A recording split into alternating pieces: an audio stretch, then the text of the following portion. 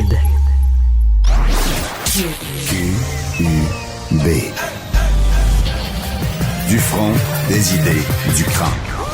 Éveille la curiosité, suscite la réflexion, favorise le dialogue.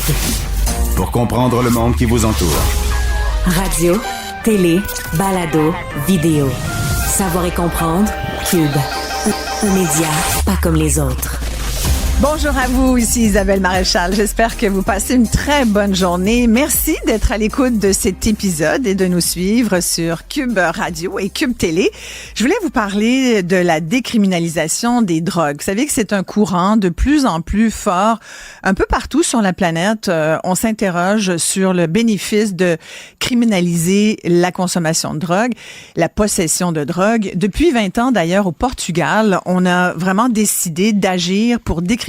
On a procédé carrément à la décriminalisation de toutes les drogues, incluant la cocaïne, l'héroïne, pensez à toutes les drogues dures. On a décriminalisé parce qu'on s'est rendu compte qu'en criminalisant, on ostracise beaucoup. On pointe du doigt. On envoie des gens, au lieu de les envoyer dans des ressources qui les aident, on les envoie en prison. Il y a tout un côté négatif à tout ça. Et depuis 20 ans, on voit au Portugal des résultats extrêmement probants qui montrent qu'une décriminalisation pourrait sauver des vies, parce qu'au Portugal, on s'est rendu compte qu'il y avait beaucoup moins de gens qui mouraient d'overdose, entre autres. Et ça a donné lieu aussi à des programmes de financement de toutes sortes d'organismes et de programmes pour pouvoir encadrer la consommation, une consommation beaucoup plus responsable.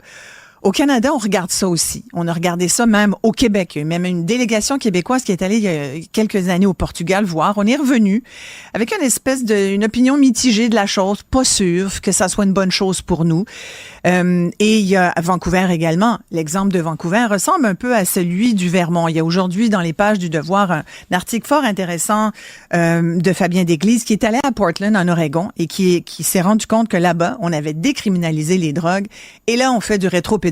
C'est-à-dire qu'on revient en arrière et on dit finalement, à cause des crises reliées aux opioïdes, au fentanyl, entre autres, à toutes ces substances contaminées, avec la hausse des enjeux liés à l'itinérance, on se rend compte que finalement, c'est pas une super bonne idée que de décriminaliser, ce qui fait qu'en Oregon, on est en train de reculer. Et je trouve ça intéressant comme sujet parce que ça porte à réflexion.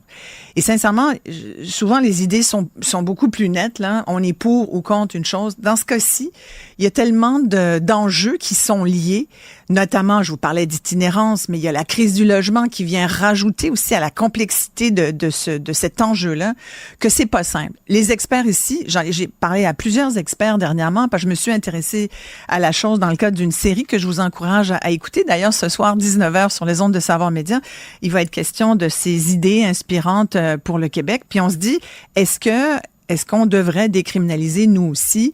Puis là, on a l'Oregon, puis on a le Portugal. Et nous, au Québec, qu'est-ce qu'on décide? On a l'exemple de Vancouver aussi, où c'est terrible, dans le quartier Hastings, entre autres, où les itinérants, qui sont souvent des toxicomanes, sont aux prises avec des grands risques d'overdose. Il y a un haut taux de mortalité relié à tout ça. Fait que tout ça pour dire que c'est un enjeu intéressant auquel il faut s'attarder. Et je pense qu'il faut avoir une grande conversation là-dessus. Parce qu'une chose est sûre, c'est qu'à réprimer tout le temps, à criminaliser tout le temps des populations qui ont plutôt besoin d'aide, ça nous fait pas avancer. Alors, comment trouver les moyens d'aider ces gens-là, de leur fournir des services adéquats et d'éviter des mortalités par overdose? C'est un peu ça, par surdose, en fait. C'est un peu ça qui devrait nous habiter. Je voulais vous parler de ça. Si vous avez l'occasion, essayez de lire des choses là-dessus. Définitivement, en tout cas, c'est cet article dans Le Devoir aujourd'hui. Cube. Débat, opinion et analyse. Explore toutes les facettes de l'actualité. Je suis en compagnie de Patrick Préville, il est directeur général de la Fédération de l'habitation coopérative du Québec. Bonjour Patrick. Bonjour Isabelle. Merci beaucoup d'être venu nous voir en studio. On va parler de la vie en coop d'habitation et surtout parce que je trouve ça vraiment intéressant de le présenter comme une alternative à la crise du logement. On sait qu'il y a une crise du logement. Maintenant, aujourd'hui, il n'y a plus de ministres qui font semblant qu'il y en a une. On n'en nie plus. Déjà une bonne affaire de fête, n'est-ce pas? C'est assez fascinant quand même de voir ça, que ça a été long avant qu'on se rende compte. Vous le saviez? On le savait depuis longtemps, effectivement. C'est un peu étonnant. C'est un peu étonnant, mais bon, on joue sur les mots aussi. Donc, est-ce qu'il s'agit vraiment d'une crise? Une crise, un début, un milieu, une fin? On dirait que cette crise-là, elle est sans fin. Donc, probablement que c'est un problème plus structurel. Donc là, ça prend des solutions de fond. Donc, nous, on milite pour ça. Vous, justement, vous êtes impliqué avec les coops d'habitation depuis très longtemps. Parlez-nous du modèle. Bien expliquer aux gens ce que c'est, parce que c'est pas tout le monde qui connaît le principe de la coop d'habitation. Ouais, c'est très mal connu, en fait. Donc, une coopérative d'habitation, c'est un mode de propriété collectif. Donc, dans le fond, par cette propriété collective, qui est une entité juridique, là, dans le fond, elle s'autosuffit à elle-même. Donc, la coop, l'immeuble appartient à la coopérative. Elle est autogérée par ses membres qui sont locataires. Donc, au travers d'une vie associative, là, dans le fond, ils vont s'organiser, vont élire un conseil d'administration, vont déléguer les pouvoirs, les responsabilités de la gestion administrative, financière, immobilière. Puis, c'est comme ça que, dans le fond, la collectivité, le milieu de vie coopératif va prendre forme. Est-ce que les locataires sont donc propriétaires? Est-ce qu'il y a des locataires propriétaires puis des locataires non propriétaires dans une coop? Comment ça marche? Parce que vous dites propriété de la coop, mais qui fait partie de cette coop? Comme il y a les membres fondateurs, exact. Puis après, il y a une espèce de roulement. Oui, c'est ça. En fait, donc la coopérative appartient l'immeuble appartient à la coopérative, mais les membres, eux, sont locataires. Donc, ils vont jouer le rôle, par contre, du propriétaire, donc au travers des responsabilités. Donc, ils vont se déléguer des tâches au travers des différents comités entretien, finances, etc. Même des fois, relation avec la communauté, parce que la coopérative, elle appartient à la communauté, puis elle s'enrichit de la communauté. Donc, la coopérative appartient à ses membres. Et les membres, c'est qui? C'est des locataires, pas des locataires qui cherchent un logement pas cher, mais vraiment des locataires qui vont s'engager. Parce que là, la clé de la réussite pour une coopérative, c'est l'engagement de ses membres. C'est ça. Puis normalement, comment ça marche pour en créer une coop? J'entendais dire, il y a une certaine époque, on cherchait des gens qui avaient chacune une tâche ou un rôle bien défini. Est-ce que c'est encore comme ça? C'est-à-dire, ça prend un certain... Tu sais, ça te prend un plombier, ça te prend un avocat gérer tes affaires juridiques, ça te prend un gars qui fait... qui gosse du bois, qui fait des terrasses, un autre qui... Tu sais, des gens manuels, puis des gens plus gestion administrative. C'est un peu comme avoir une maison. Donc, ça prend des compétences de base ou, à tout le moins, une curiosité pour apprendre. Donc, le nerf de la guerre d'une coopérative, là, c'est la formation. Donc, apprendre toujours, ça va permettre à la coopérative, au travers de ses membres, de grandir, puis de s'émanciper aussi. Donc on n'a pas besoin de chercher un électricien, un plombier, etc. Donc, pour avoir une coopérative en santé, on a besoin de bien s'entourer, de gens curieux, de gens intelligents, compétents. Donc, c'est pour ça qu'on dit que la coopérative ne cherche pas des locataires qui cherchent un logement pas cher, mais vraiment des membres engagés. C'est pas le principe du HLM du tout, là. Du tout.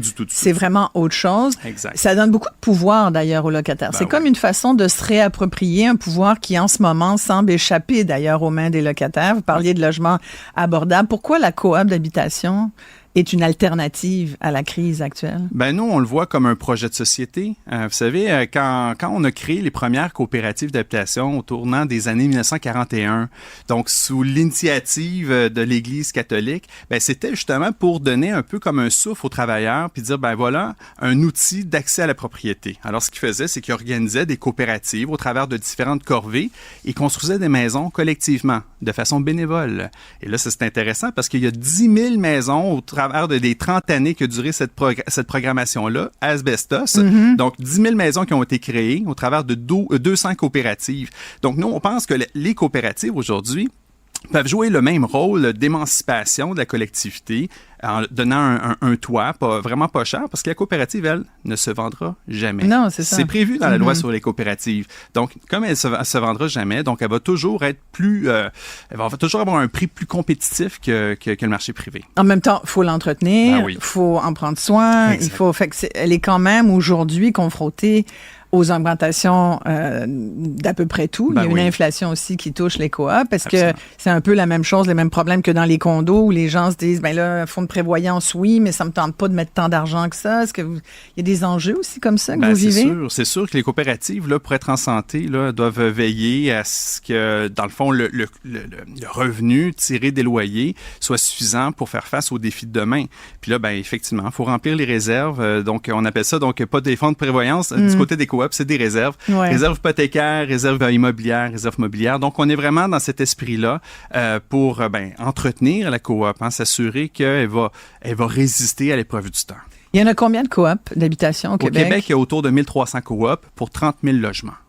Et donc, vous estimez qu'on pourrait en faire combien d'autres dans un avenir rapproché pour venir un peu donner de l'air à tous ceux qui se cherchent un logement? Ben, c'est une bonne question. Moi, je pense que déjà, les coopératives d'habitation aujourd'hui, si on leur donnait un peu d'air, si on les considérait comme des entreprises d'économie sociale, ce qui n'est pas le cas tout à fait aujourd'hui, ben, elles pourraient engendrer des bébés coop. OK? Puis donc, donner un nouveau souffle donc, au mouvement d'habitation coopérative. Qu'est-ce que ça ferait, ça, qu'on les considère comme des entreprises d'économie sociale? Ben, c'est qu'on lèverait, dans le fond, l'espèce de cloche de verre qu'il y a par-dessus les coops actuellement. Puis on leur permettrait de se développer, même pendant le temps qu'elles sont en convention d'exploitation, c'est-à-dire pendant qu'elles sont en train de payer leur hypothèque, qui a une garantie avec la Société d'habitation du Québec. Mm-hmm. Parce que c'est quand même compliqué. Là. C'est pas simple. Ça prend du monde, ça prend des gens vaillants parce que ça peut être très, très long aussi. Il y a une question de... On dirait que c'est tout le temps ça. Dès qu'on parle de quelque chose au Québec, éventuellement, on arrive avec... Il y a l'épreuve du temps. Là. C'est comme combien de temps ça prend pour aboutir. J'ai entendu des histoires de coop qui ont pu prendre parfois 10 ans avant que ça s'ouvre, que ça parte, puis que ça devienne réalité. On n'a pas 10 ans devant nous pour régler ça. Fait que du côté de votre association, de votre fédération, c'est pareil. J'imagine vous pressez un peu pour que ça soit plus facile et plus rapide. Absolument. Puis c'est sûr que la fédération veut faire sa part. Donc, on est en train d'examiner différentes options pour même créer une locomotive coopérative qui pourra, à l'instar de différents groupes au BNL là, dont on entend beaucoup parler depuis plusieurs mois, donc à l'instar de ces groupes-là, donc pouvoir donner un nouveau souffle au mouvement d'habitation coopérative en accélérant le développement. Là. Donc, ça peut se faire par de l'acquisition d'immeubles actuels. Ça peut se faire aussi par du développement, là, de la levée de terre d'immeubles. Oui, puis ça, les villes peuvent intervenir. Ah, absolument. Les villes ont un rôle à jouer. Oui. Elles trouvent qu'on leur en met trop dans leur cour, puis bon, ça, on pourrait débattre de ça, mais les villes peuvent quand même aider. La société, vous parlez de la SCHL, la Société canadienne d'hypothèque et de logement aussi. Est-ce que vous sentez qu'il y a quelque chose en ce moment qui bouge, où il y a de la bonne volonté, où on est prêt à donner, par exemple, des prêts plus intéressants, enfin, il y a tellement de choses qui peuvent être faites, là. Ben absolument. Du côté de la SCHL, même sous l'impulsion du gouvernement fédéral, ils ont développé un nouveau programme de développement des nouvelles coops. C'est un programme là, qui prévoit 1,5 milliard de dollars pour juste des coops, là. Donc, pas des OBNL et tout ça, là, juste des coops. Là, ça, c'est 3000 logements là, qui sont visés à grandeur du Canada. Donc, nous, on pense que c'est la voie d'avenir. Il faut vraiment viser à développer des programmes spécifiques pour les coops d'habitation qui ont leur particularité par rapport à d'autres tenures là, de logement. Donc, 3000 au Canada, il y en aurait combien au Québec? Probablement, c'est au prorata, là, donc quelques centaines, là, assurément. 500-600, mettons, au moins, là, mettons 20 quelques pourcents selon notre poids démographique qui baisse chaque jour, mais bon, c'est une autre affaire, mais bon, on est rendu à 600. Going down, comme ils disent, mais bon. Quelqu'un qui nous écoute, qui dit « Oh, bonne idée, ça, tu sais, moi, j'aimerais peut-être bénéficier de ce programme-là. » Comment on s'y prend, Patrick Préville? Là, on communique avec la Fédération, puis on va pouvoir vous guider. Déjà, on a des ateliers de formation sur, c'est quoi une coop? Qu'est-ce que ça mange en hiver? Est-ce que c'est fait pour moi? Puis déjà, ça peut être déjà une entrée en matière. Ouais. Puis ensuite de ça, on peut envisager probablement la création de sa propre coopérative. Là. Donc, se créer un groupe de fondateurs de coop, puis on va pouvoir vous accompagner. Donc là, on se trouve des amis, puis là, on se trouve quoi?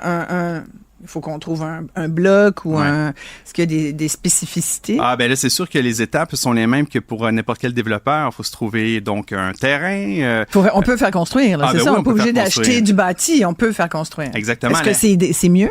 C'est-à-dire que la difficulté quand on achète du bâti, c'est que il y a des gens qui habitent dedans. Puis donc, il faut. Ah oui, on ne veut pas exproprier personne. Non, exactement, c'est ça. On ne veut pas rénover ce jeu-là. Non, mon Dieu, imaginez ça. Ça serait pas bien vu. Fait que c'est mieux de construire.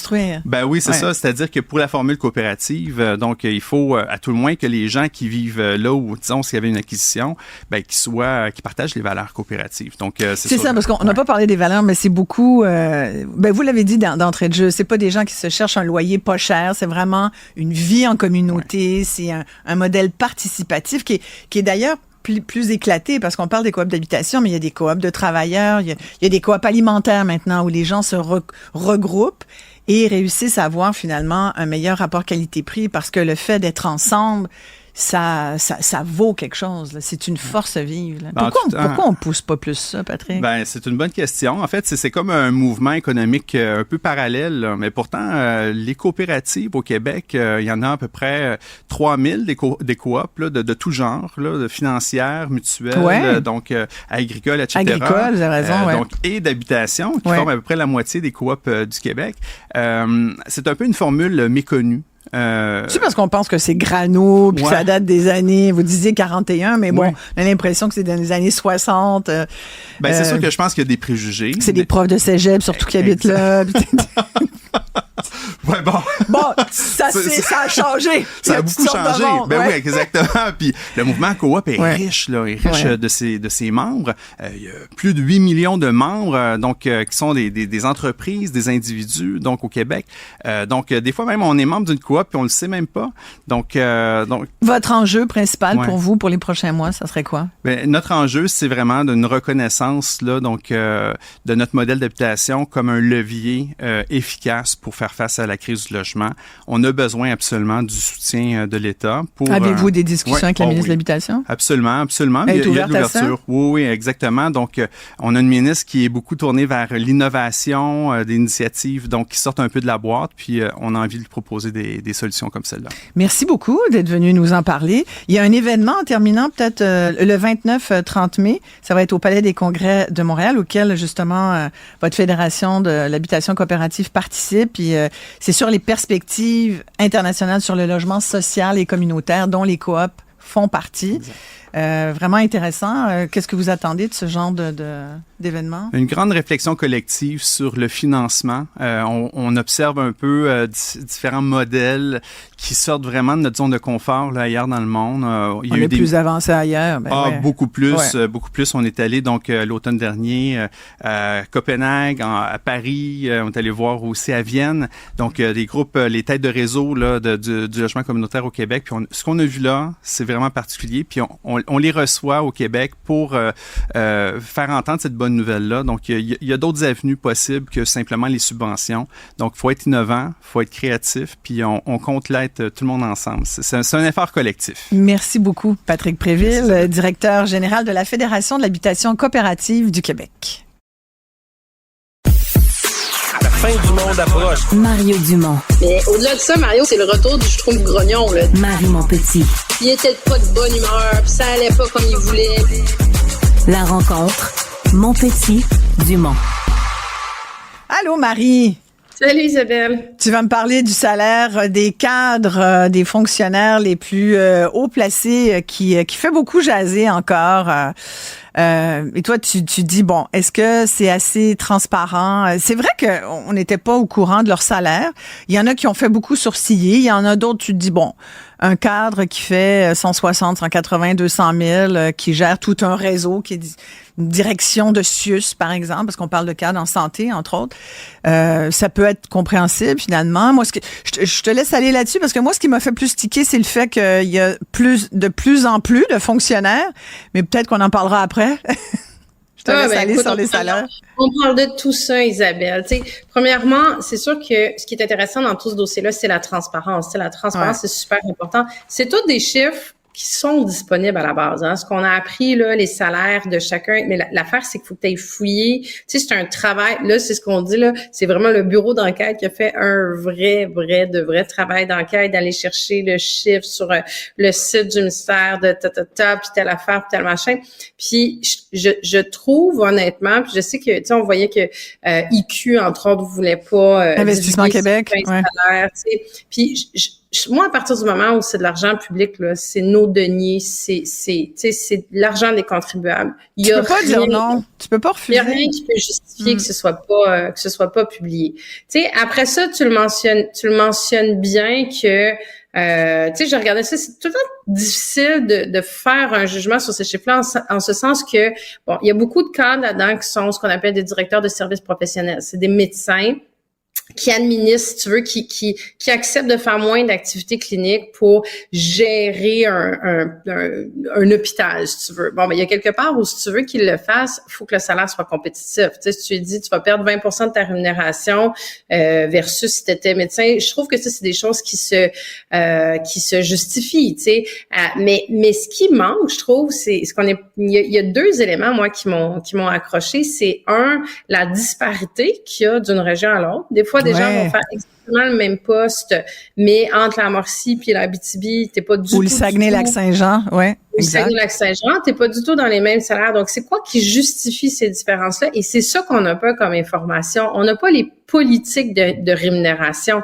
On n'a pas... Tu sais, moi, que tu gagnes 100 000, 250 000, 300 000, tu gères un hôpital. La nouvelle PDG de la santé, elle a quand même 300 000 employés. Elle va gérer le réseau de la santé. Mais une fois qu'on a tout dit ça, c'est sur quelle base que ce salaire-là a été fondé? Est-ce que c'est sur l'expérience? Est-ce que c'est les objectifs de performance, les objectifs à rencontrer? C'est quoi pour le réseau de la santé versus celui de l'éducation? Puis finalement, tous ces éléments-là qui permettraient des comparaisons ou d'expliquer ou de justifier ou de comprendre les salaires, on les a pas. Ce qu'on a, c'est des chiffres. Puis là, des chiffres, tu dis, est-ce que j'en ai pour mon argent quand t'es payé ce montant-là? Ça, je peux pas bien l'évaluer parce qu'en bout de ligne, je sais pas sur quoi c'est basé, tu sais. Puis au niveau, effectivement, tu soulignes, Isabelle, le nombre de cadres a augmenté. Ouais. Mais beaucoup, mais il faut pas perdre de vue que le nombre de cadres avait été coupé aussi. Gaétan Barrette avait mis à la retraite plus de 1000 cadres dans le réseau de la santé. Donc là, c'est sûr parce que qu'on voulait économiser 100 millions à peu près. Je pense que c'est 1500, 1200 ou 1500 cadres qui avaient été coupés, dont les postes avaient été coupés. Mais là, écoute, ça a repris... la bête a repris du poil, comment la bête a pris du poil, entre autres, parce que après la pandémie, le gouvernement a décidé de remettre des gestionnaires dans chacun des CHSLD, alors que ça avait été évacué, si tu veux, dans la formation des CIS puis des CIUS. Tu sais, c'est justement des économies qui avaient essayé d'être faites, mais là, c'est comme une autre orientation complètement qui est prise. Moi, le bout, tu sais, dont on discute pas suffisamment, c'est que dans le réseau de la santé, tu as énormément de gestionnaires aussi qui sont des infirmières et qui finissent par... Tu sais, on en manque, là. On en manque, on est en pénurie de main-d'œuvre. Et, tu sais, oui, c'est important là d'avoir des gens qui font de l'administratif, puis qui sont cadres, puis qui supervisent des équipes. Puis je suis sûre que la plupart des postes se justifient, mais il y en a sûrement qui se justifient pas.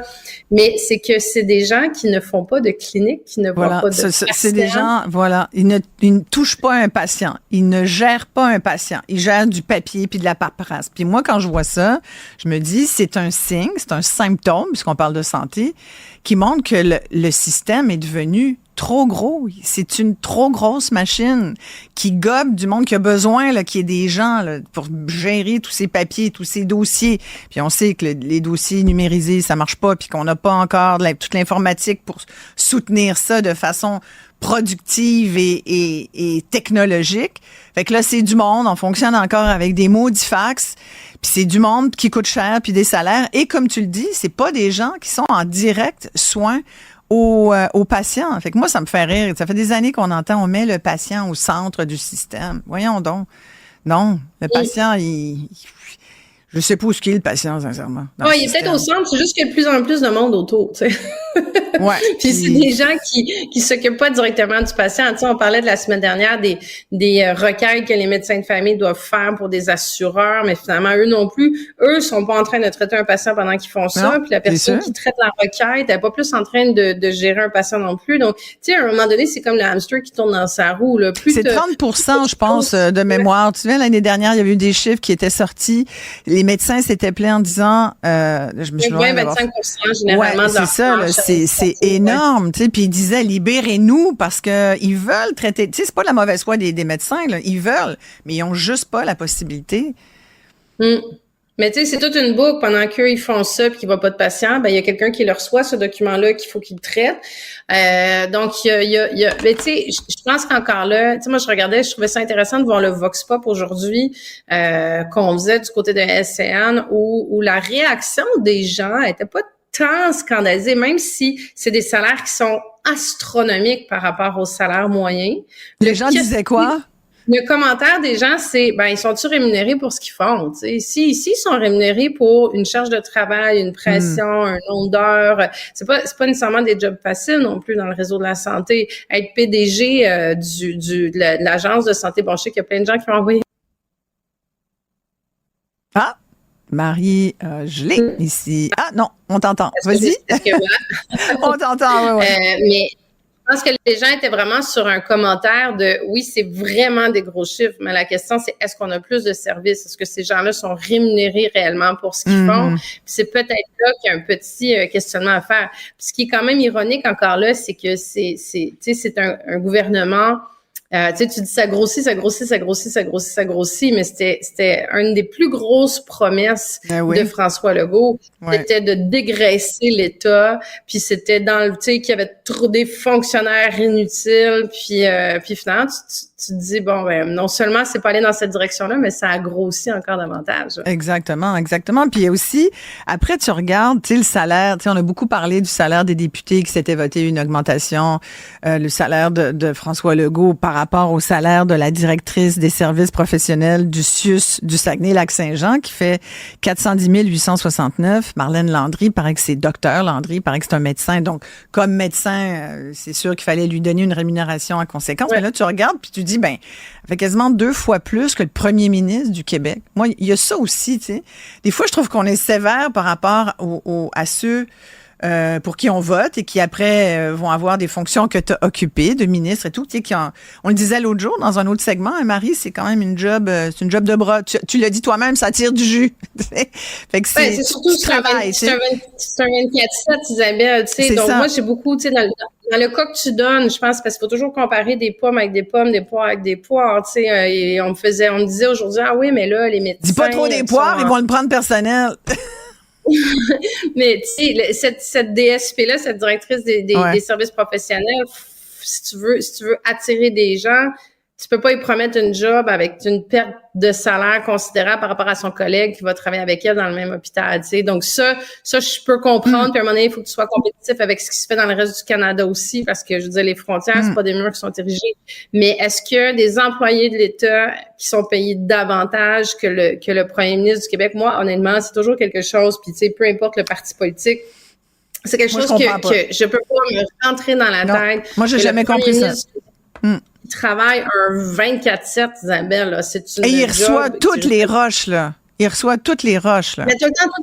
Puis il s'occupe et de la santé et de l'éducation et de la culture nomme-les tous, là. C'est lui le top gun du Québec et le PDG du Québec. C'est lui.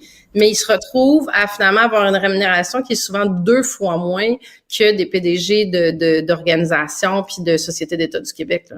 Mais tu sais, on parle beaucoup aussi, puis ça dépasse le sujet que tu abordais, mais tu sais, on jase. On parle beaucoup dernièrement aussi du fait que la démocratie va peut-être être en péril parce que il y a de plus en plus d'élus qui décrochent pour toutes sortes de raisons. Certaines, on en parlait l'autre jour parce qu'il y a un projet de loi qui vise à encadrer un peu plus la sécurité des élus. Mais tu sais, ultimement, c'est aussi de se dire pourquoi j'irai en politique. Aujourd'hui, aller en politique, c'est vraiment tu signes pour recevoir beaucoup d'insultes et au-delà du fait que tu n'as pas de vie puis que c'est du travail 24/7 puis que c'est vraiment un sacerdoce, c'est aussi dire je vais accepter là qu'on me flagelle puis qu'on me garoche des roches puis de me faire traiter dans la boue, de me faire insulter. Y a-tu beaucoup de gens qui vont voter, le cas de le dire, voter pour ça puis se dire je vais m'embarquer moi, tiens, hey, ça me tente de faire ça, sais-tu, ça me tente moi de me faire suer pour les 4 prochaines années, tu sais, puis idéalement tu veux t'impliquer pour plus longtemps. Fait que moi, je te dis, à un moment donné, tu te dis, qui va y aller pour 150 000 $ par année? Genre, écoute, c'est un des enjeux aussi. Ou t'es indépendant de fortune, tu sais, puis ça veut dire que t'es plus vieux peut-être ou chanceux, ou alors t'es très, très jeune, puis tu te dis, c'est mieux que rien, tu sais. Puis ça va me partir une carrière, mais... Tu fais un changement, tu sais, avec les augmentations de salaire qui ont été faites, je pense que là, c'est devenu plus attractif que ce l'était au niveau de la compétitivité salariale. Mais je pense qu'au-delà de ça, quelqu'un qui se lance en politique, Mais pourquoi on demande ça? Mais t'as raison, mais pourquoi on demande ça des politiciens, mais qu'on le demande pas des Top Gun ou des directeurs de CIUS pourquoi on s'attend à ce que les politiciens et politiciennes, eux, là, ils y aillent là, pour la mission. On leur demande d'être des missionnaires. Ouais, mais regarde, alors que finalement, pour tous les autres, on dit, ouais, mais il faut être en accord avec le marché. Là, on va avoir du monde, on va avoir les gens qu'on va avoir. Il ne faudra pas trop se plaindre. Là. Mais regarde la levée de bouclier. Je veux dire, la réponse, c'est pas très compliqué. Là. Regarde la levée de bouclier qu'il y a eu quand les députés ont décidé de s'octroyer des salaires. Écoute, ça arrive une fois par 10 ans ou par 15 ans.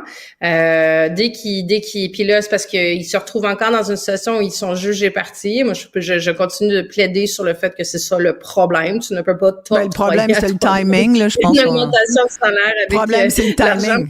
Ouais, puis là, au moment où où le monde vit de l'inflation et tout, il y a une question de timing. C'est malheureux, mais ça a été comme ça, un petit manque de sensibilité. Ah non, mais c'est comme ça. La dernière fois que ça a été abordé, ça a été abandonné aussi. À chaque fois, question d'augmentation du salaire de député. C'est comme si le premier ministre, demain matin, venait nous annoncer, écoutez, j'ai réfléchi à ça, j'ai entendu toutes les analyses politiques, puis vous avez bien raison, je vais me donner un salaire équivalent du PDG d'Hydro-Québec ou de la nouvelle Top Gun de Santé Québec. Écoute, tu sais, tu aurais une levée de bouclier incommensurable. Mais on va pas pas quand même, Marie, partir, créer une nouvelle agence qui va gérer les salaires, pour pas que ça soit directement les parlementaires qui le fassent eux-mêmes. Tu sais, qui peut s'occuper de ça? Qu'est-ce que tu veux? Ça passe, faut que ça passe. Un comité indépendant, ça a déjà été fait. C'est fait au fédéral. C'est des comités indépendants. Ultimement, c'est quand même eux qui votent pareil, là.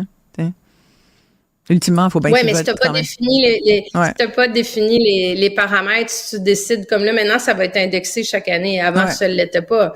C'est tout ça le problème. Là, c'est que la discussion, elle a été, t'es même pas obligé de le voter. Ça peut être un comité, ce qui avait été discuté, puis c'est ça au fédéral, c'est que c'est un comité qui fait pas juste une recommandation. Là, il donne la recommandation, puis elle est mise en place, si tu veux. Mais c'est bien intéressant de voir justement à quel point ça fait lever justement l'espèce de orgne citoyenne quand on parle des politiciens, alors que quand on parle des cadres de la santé, on a tellement peur d'être malade. On se dit, ben coudonc, au moins, s'ils font la job pour laquelle ils sont payés. Merci beaucoup, Marie Montpetit.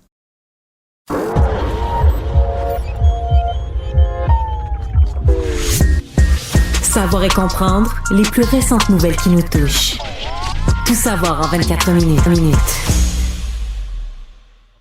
Bienvenue à Tout savoir en 24 minutes. Bonjour Isabelle. Allô Alex. Toutes sortes de nouvelles aujourd'hui dans l'actualité, mais c'est ce matin le gros coup de massue qui a été donné là, par, encore une fois, les journalistes du Journal de Montréal, Journal de Québec, nos collègues qui ont conçu cette nouvelle application pour aller regarder combien sont payés nos fonctionnaires, nos salariés de l'État.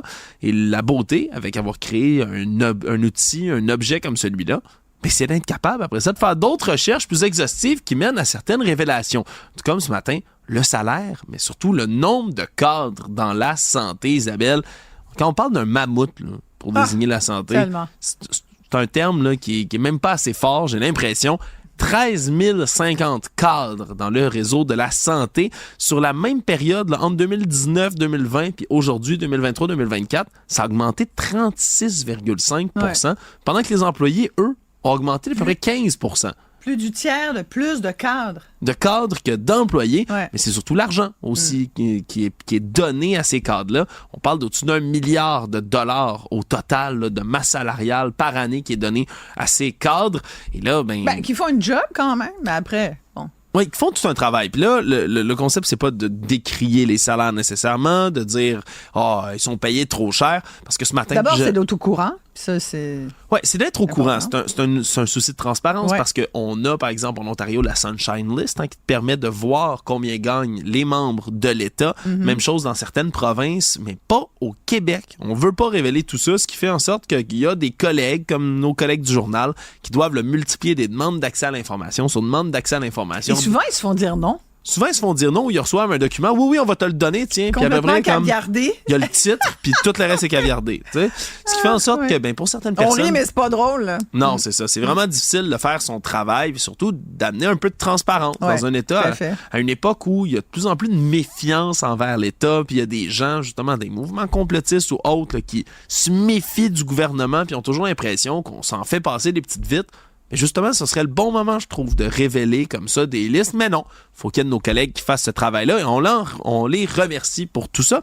Bref, salaire qui est assez élevé du côté des cadres, mais qui a été justifié ce matin. Je recevais, en remplacement d'Alexandre Dubé, là, le docteur Gaétan Barrette. Ex-ministre de la Santé. Ex-ministre de la Santé. Qui avait, lui, coupé, il le rappelait. D'ailleurs, j'ai écouté ton entrevue qui était très intéressante, où il rappelait qu'il avait essayé, lui, de couper. Il en avait coupé quoi, 1200, 1500, quelque chose comme ça? Ben oui. Pour essayer d'aller chercher 100 millions de dollars.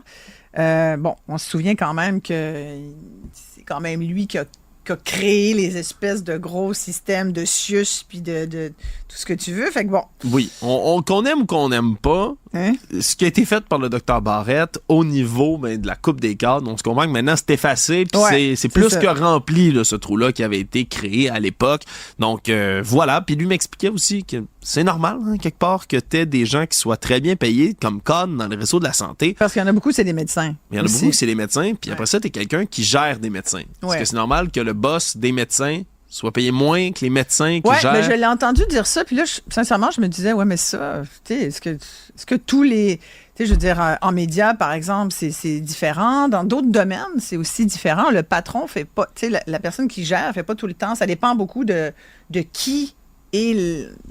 Tu sais, par exemple, les astronautes à la NASA, est-ce que le patron de la NASA, il y a des astronautes qui font beaucoup d'argent? Bref, ça dépend, je pense, du secteur d'activité. Effectivement, mais c'est des questions à se poser. Puis sans prendre nécessairement position, on peut avoir un avis ou un autre. Mais je trouvais ça simpliste un peu de dire, c'est sûr que il faut que tu te sentes un peu plus... faut que tu fasses plus que la personne en dessous. Oui, c'est pas nécessairement un automatisme, mais ça peut quand même parler là, d'une certaine justification autour de ces salaires. C'est plus les disparités régionales aussi.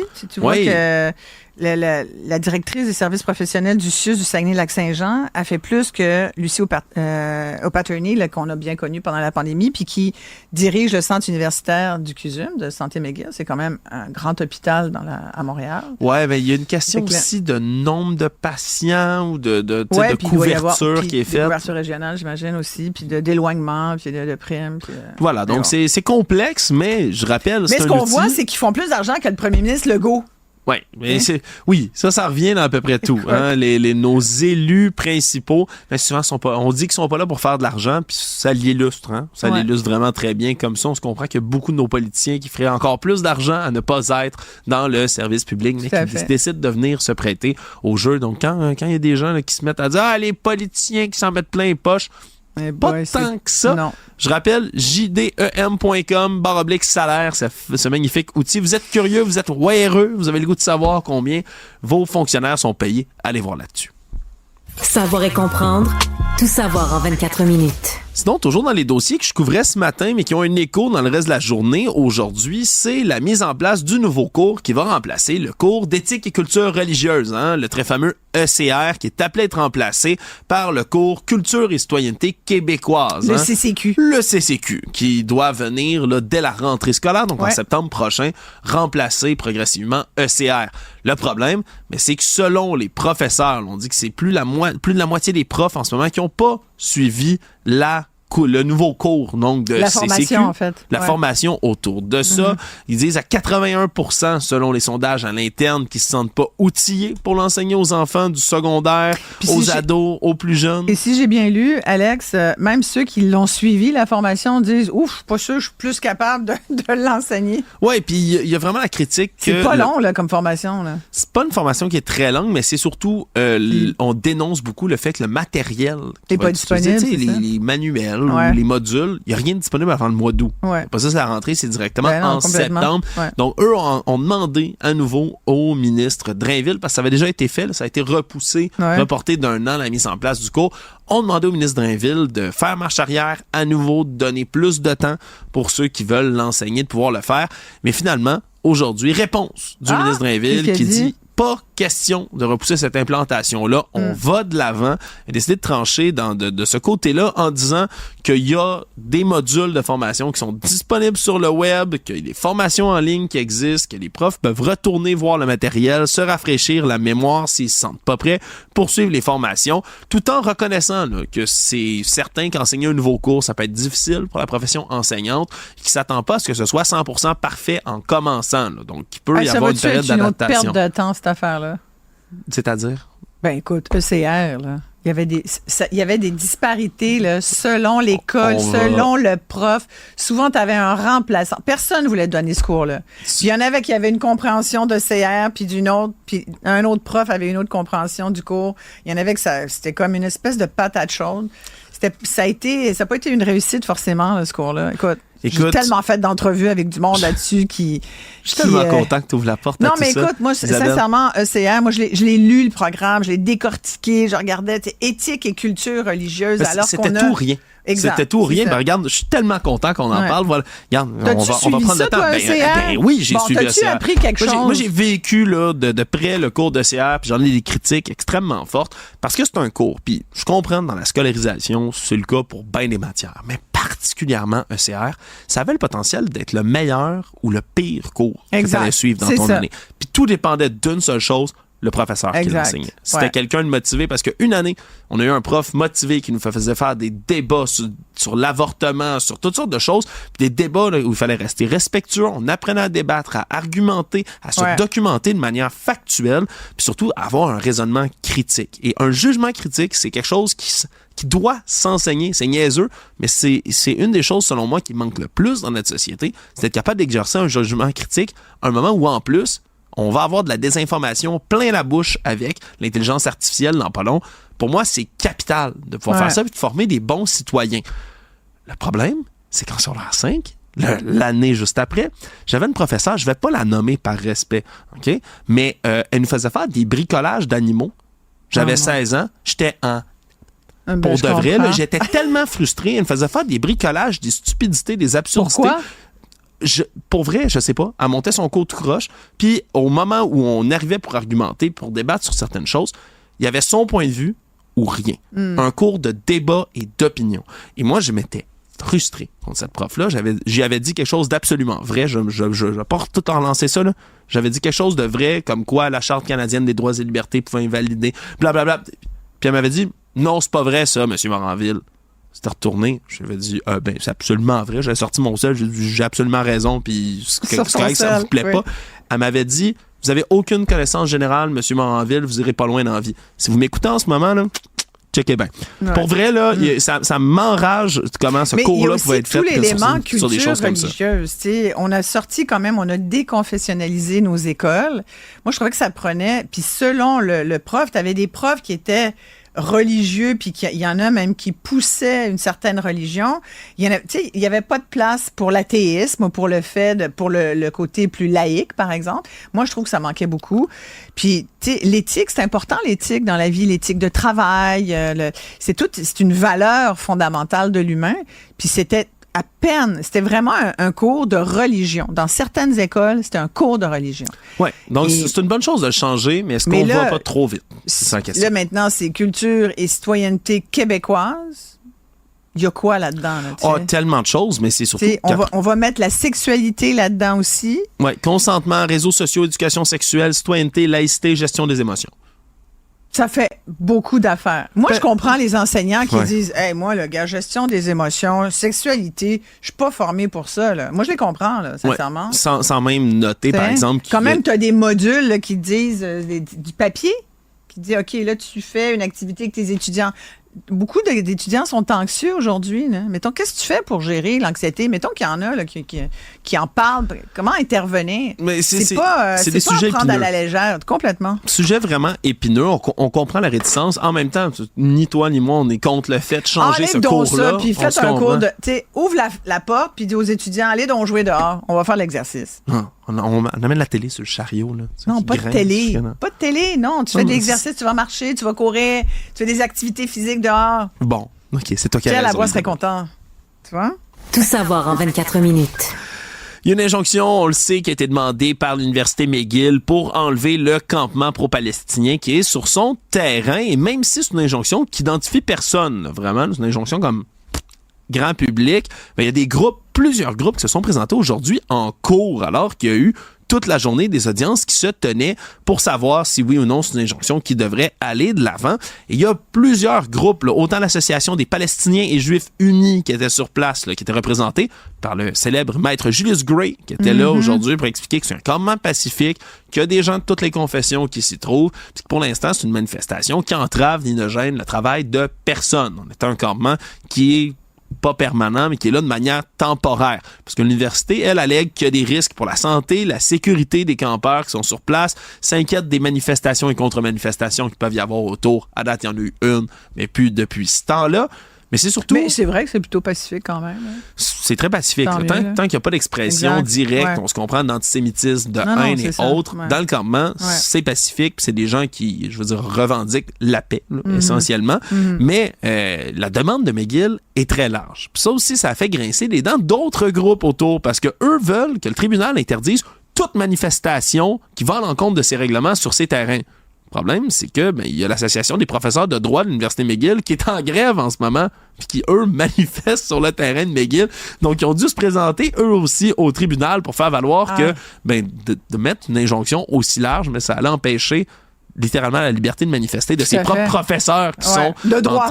Oui, exact. De droit qui sont en train de manifester. Ouais. Il y a toutes sortes de choses là-dedans. Je rappelle qu'il y a eu un campement également qui s'est érigé là, du côté de l'UQAM avec des revendications beaucoup plus floues que celle du campement pro-palestinien à McGill.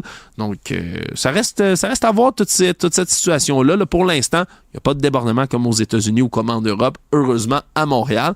Donc, la police surveille, mais il ne se passe rien de trop grave. Tout savoir en 24 minutes. Je t'avoue que j'ai bondi, Isabelle, en voyant ça tout à l'heure. C'est les pages de la presse, entre autres, qui rapportaient ce qui a été expliqué par le grand patron de la Société des transports de Montréal, la STM, Eric Allen Caldwell, qui s'exprimait devant le conseil municipal de Montréal, puis qui a refusé, malgré des questions répétées et répétées de l'opposition, de nommer c'est quoi les stations de métro qui sont en mauvais état à Montréal. Parce que du côté de la STM... Il y en a, là, c'est sûr. Ouais, la STM nomme 9 stations de métro qui sont... Parce qu'ils ont un classement comme de l'état des stations. Il y a 9 stations qui sont considérées comme en mauvais ou en très mauvais état. Et là, on a demandé... Lesquelles? Lesquelles? Ils veulent pas les dire. Il dit, je veux pas les dire. Ne veulent pas les dire, refusent de les identifier. Le mois dernier, le journal Le Devoir avait, là, dans la foulée de l'étude des crédits budgétaires à l'Assemblée nationale, avait demandé aussi à la STM la même affaire. Nope.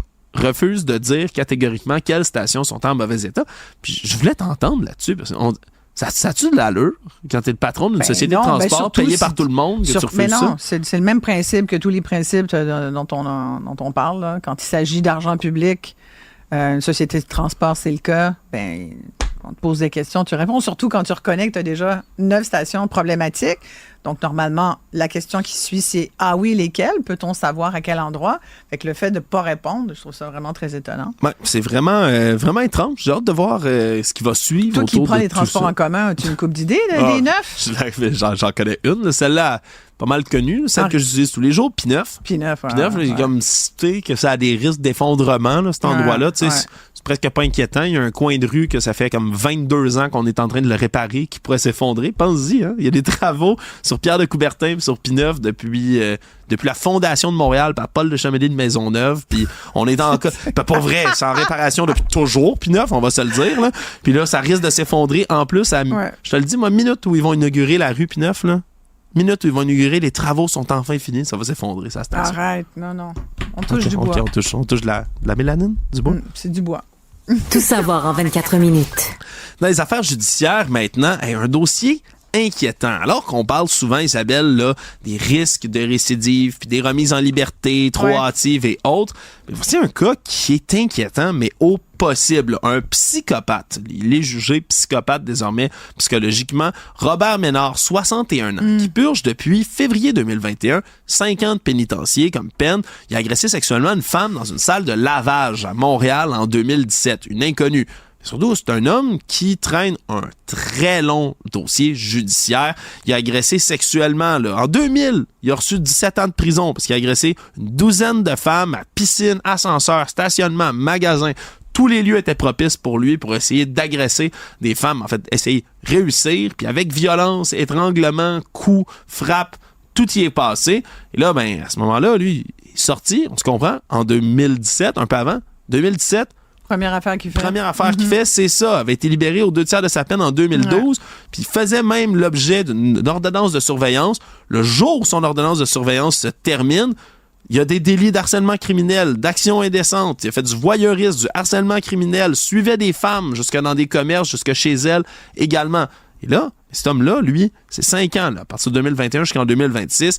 Et là, la Commission des libérations conditionnelles du Canada dit non. Ce gars-là est trop dangereux pour qu'on le remette en liberté. Donc, il va devoir purger l'entièreté de sa peine. Ça se finit en 2026. 2026, c'est bientôt. C'est bientôt.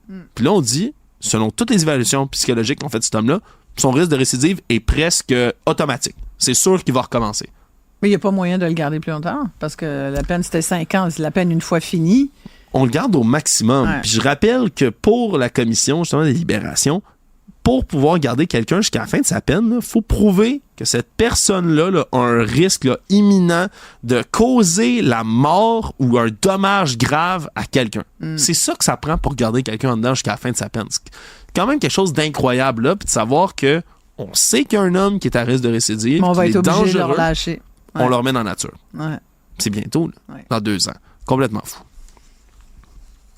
Savoir et comprendre, tout savoir en 24 minutes. Un autre dossier qui est devant le tribunal, le dossier d'un chauffeur qui a causé la mort d'un motocycliste en 2022 en Montérégie, puis qui risque maintenant 4 ans de pénitencier parce qu'il était en faculté affaiblie au moment où il a causé tout ça.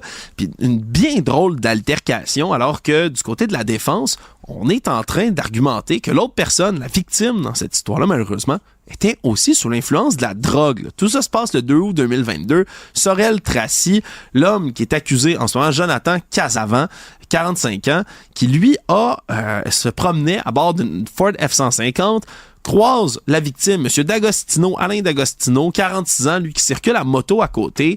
Les deux font comme manœuvre dangereuse, une conduite erratique. Le gars en moto décide, la victime dans cette histoire-là, décide de faire signe de se ranger sur le côté, l'enguirlande, se rend jusqu'à son auto, finit par frapper dans sa vitre. L'autre décide de démarrer, s'accroche après sa portière, puis là, donne un coup de volant pour s'en débarrasser, selon ce qu'on retient. Et M. D'Agostino, malheureusement, projeté contre un poteau électrique, ne survit pas. Et là, dans ce cas-ci, celui qui est accusé, cocaïne, THC dans son sang. Puis de l'autre côté, la victime, on s'est rendu compte, après analyse toxicologique, méthamphétamine, citalopram et du THC, lui aussi, dans le sang. Donc, au-delà de ce cas qui pourrait valoir 4 ans de prison à M. Casavant, qui jure, lui, ne plus consommer puis avoir tourné sa vie de bord depuis ce temps-là. Quand même un incident de rage au volant où il y a 2 hommes en plein jour, qui décident, c'est à 8h30 le matin, 8h30 le matin, les deux sont intoxiqués, puis ça finit par causer la mort. On dirait qu'il y a une espèce de réflexion à se poser autour de ça. C'est quand même inquiétant de savoir que c'est cas-là qui se passe. Déjà, pars pas après quelqu'un au volant, puis là à dire, regarde, tasse-toi sur le côté, il faut que je te parle. Mais ça, c'est dangereux, ça. C'est toujours une pente glissante. Je pense que la rage au volant, on sait jamais de quel bois se chauffe. Tu vas tomber. Ouais. On a eu des histoires de gens qui avaient une hache. Puis Tu t'en souviens du gars qui était monté sur le toit de l'autre? Non, je me souviens pas de ça. Quelqu'un avait une hache? Oui, avec une hache, ouais. Puis il y a toutes sortes d'histoires terribles. Hein? Ouais. Des gens qui donnent un coup de poing, puis tu peux vraiment faire mal à quelqu'un solidement. Tu peux le tuer. Ouais, alors que l'intention, à la base, n'était pas forcément ça. On va juger le geste, pas nécessairement l'intention là, à ce moment-là. Ouais, ça peut déterminer si c'est un meurtre premier, deuxième ou autre. Oui, mais en attendant, disons que... Un meurtre. Mettons que la route que tu avais empruntée, ça t'amène ailleurs. Oui. Soyez poli sur la route. Soyez gentil, civil, cours d'éthique. Ben oui, complètement. Cours d'éthique, éthique au volant. Ouais. Ajoutez ça à votre liste, monsieur. Économie. C'est une première au Canada, à Laval, aujourd'hui. 200 employés de l'entrepôt d'Amazon, du géant qui a élu domicile là, se sont syndiqués aujourd'hui. Puis on dit que c'est une première parce que au Canada, il n'y a pas eu d'autres syndicats d'Amazon qui se sont formés, puis on comprend un peu pourquoi. Est-ce qu'ils sont syndiqués aux États-unis? Je sais pas exactement. C'est comme une première mondiale? On dit que c'est une première canadienne. J'imagine qu'il y a des endroits aux États-Unis où ils ont pu réussir à se syndiquer. Mais si on en parle comme une grande nouvelle, c'est qu'Amazon, ce géant, il y a beaucoup d'histoires, là, disons, de difficultés syndicales autour de l'entreprise. Il y a une certaine hostilité là, du géant à laisser ses employés se syndiquer parce qu'il y a toutes sortes de choses qui sont dénoncées là, chez Amazon. On parle souvent des cadences de travail qui sont exagérées, là, avec des pauses toilettes qui sont minutées, là, littéralement chronométrées par les patrons, mesures de santé et sécurité qui sont déficientes, des salaires qui sont inférieurs aux autres emplois du milieu des entrepôts de distribution comme ceux-là. Bref, on a déposé une requête le 19 avril dernier du côté de la CSN au tribunal administratif du travail. Et là, ils sont officiellement syndiqués, mais Amazon a déjà annoncé le 6 mai dernier qu'ils vont contester la décision du tribunal administratif. Donc, ça continuera là, dans les prochains jours, dans les prochaines semaines, ce bras de fer. Mais en attendant, il y a une première assemblée là, du syndicat qui va se tenir au cours des prochains jours, dit-on. Donc, on assiste à un petit morceau d'histoire syndicale. Oui, tu vois, aux États-Unis, il y a un petit groupe d'employés salariés d'un entrepôt d'Amazon à New York, à Staten Island, qui sont syndiqués depuis avril 2022. Fait que ça fait pas longtemps. Ça fait à peu près 2 ans, là. Ouais, il pourrait faire office de jurisprudence, peut-être même pour d'autres cas dans le monde, parce que, au cas où vous le saviez pas, Amazon, il doit en avoir pas mal des entrepôts et des employés dedans. Le Monde.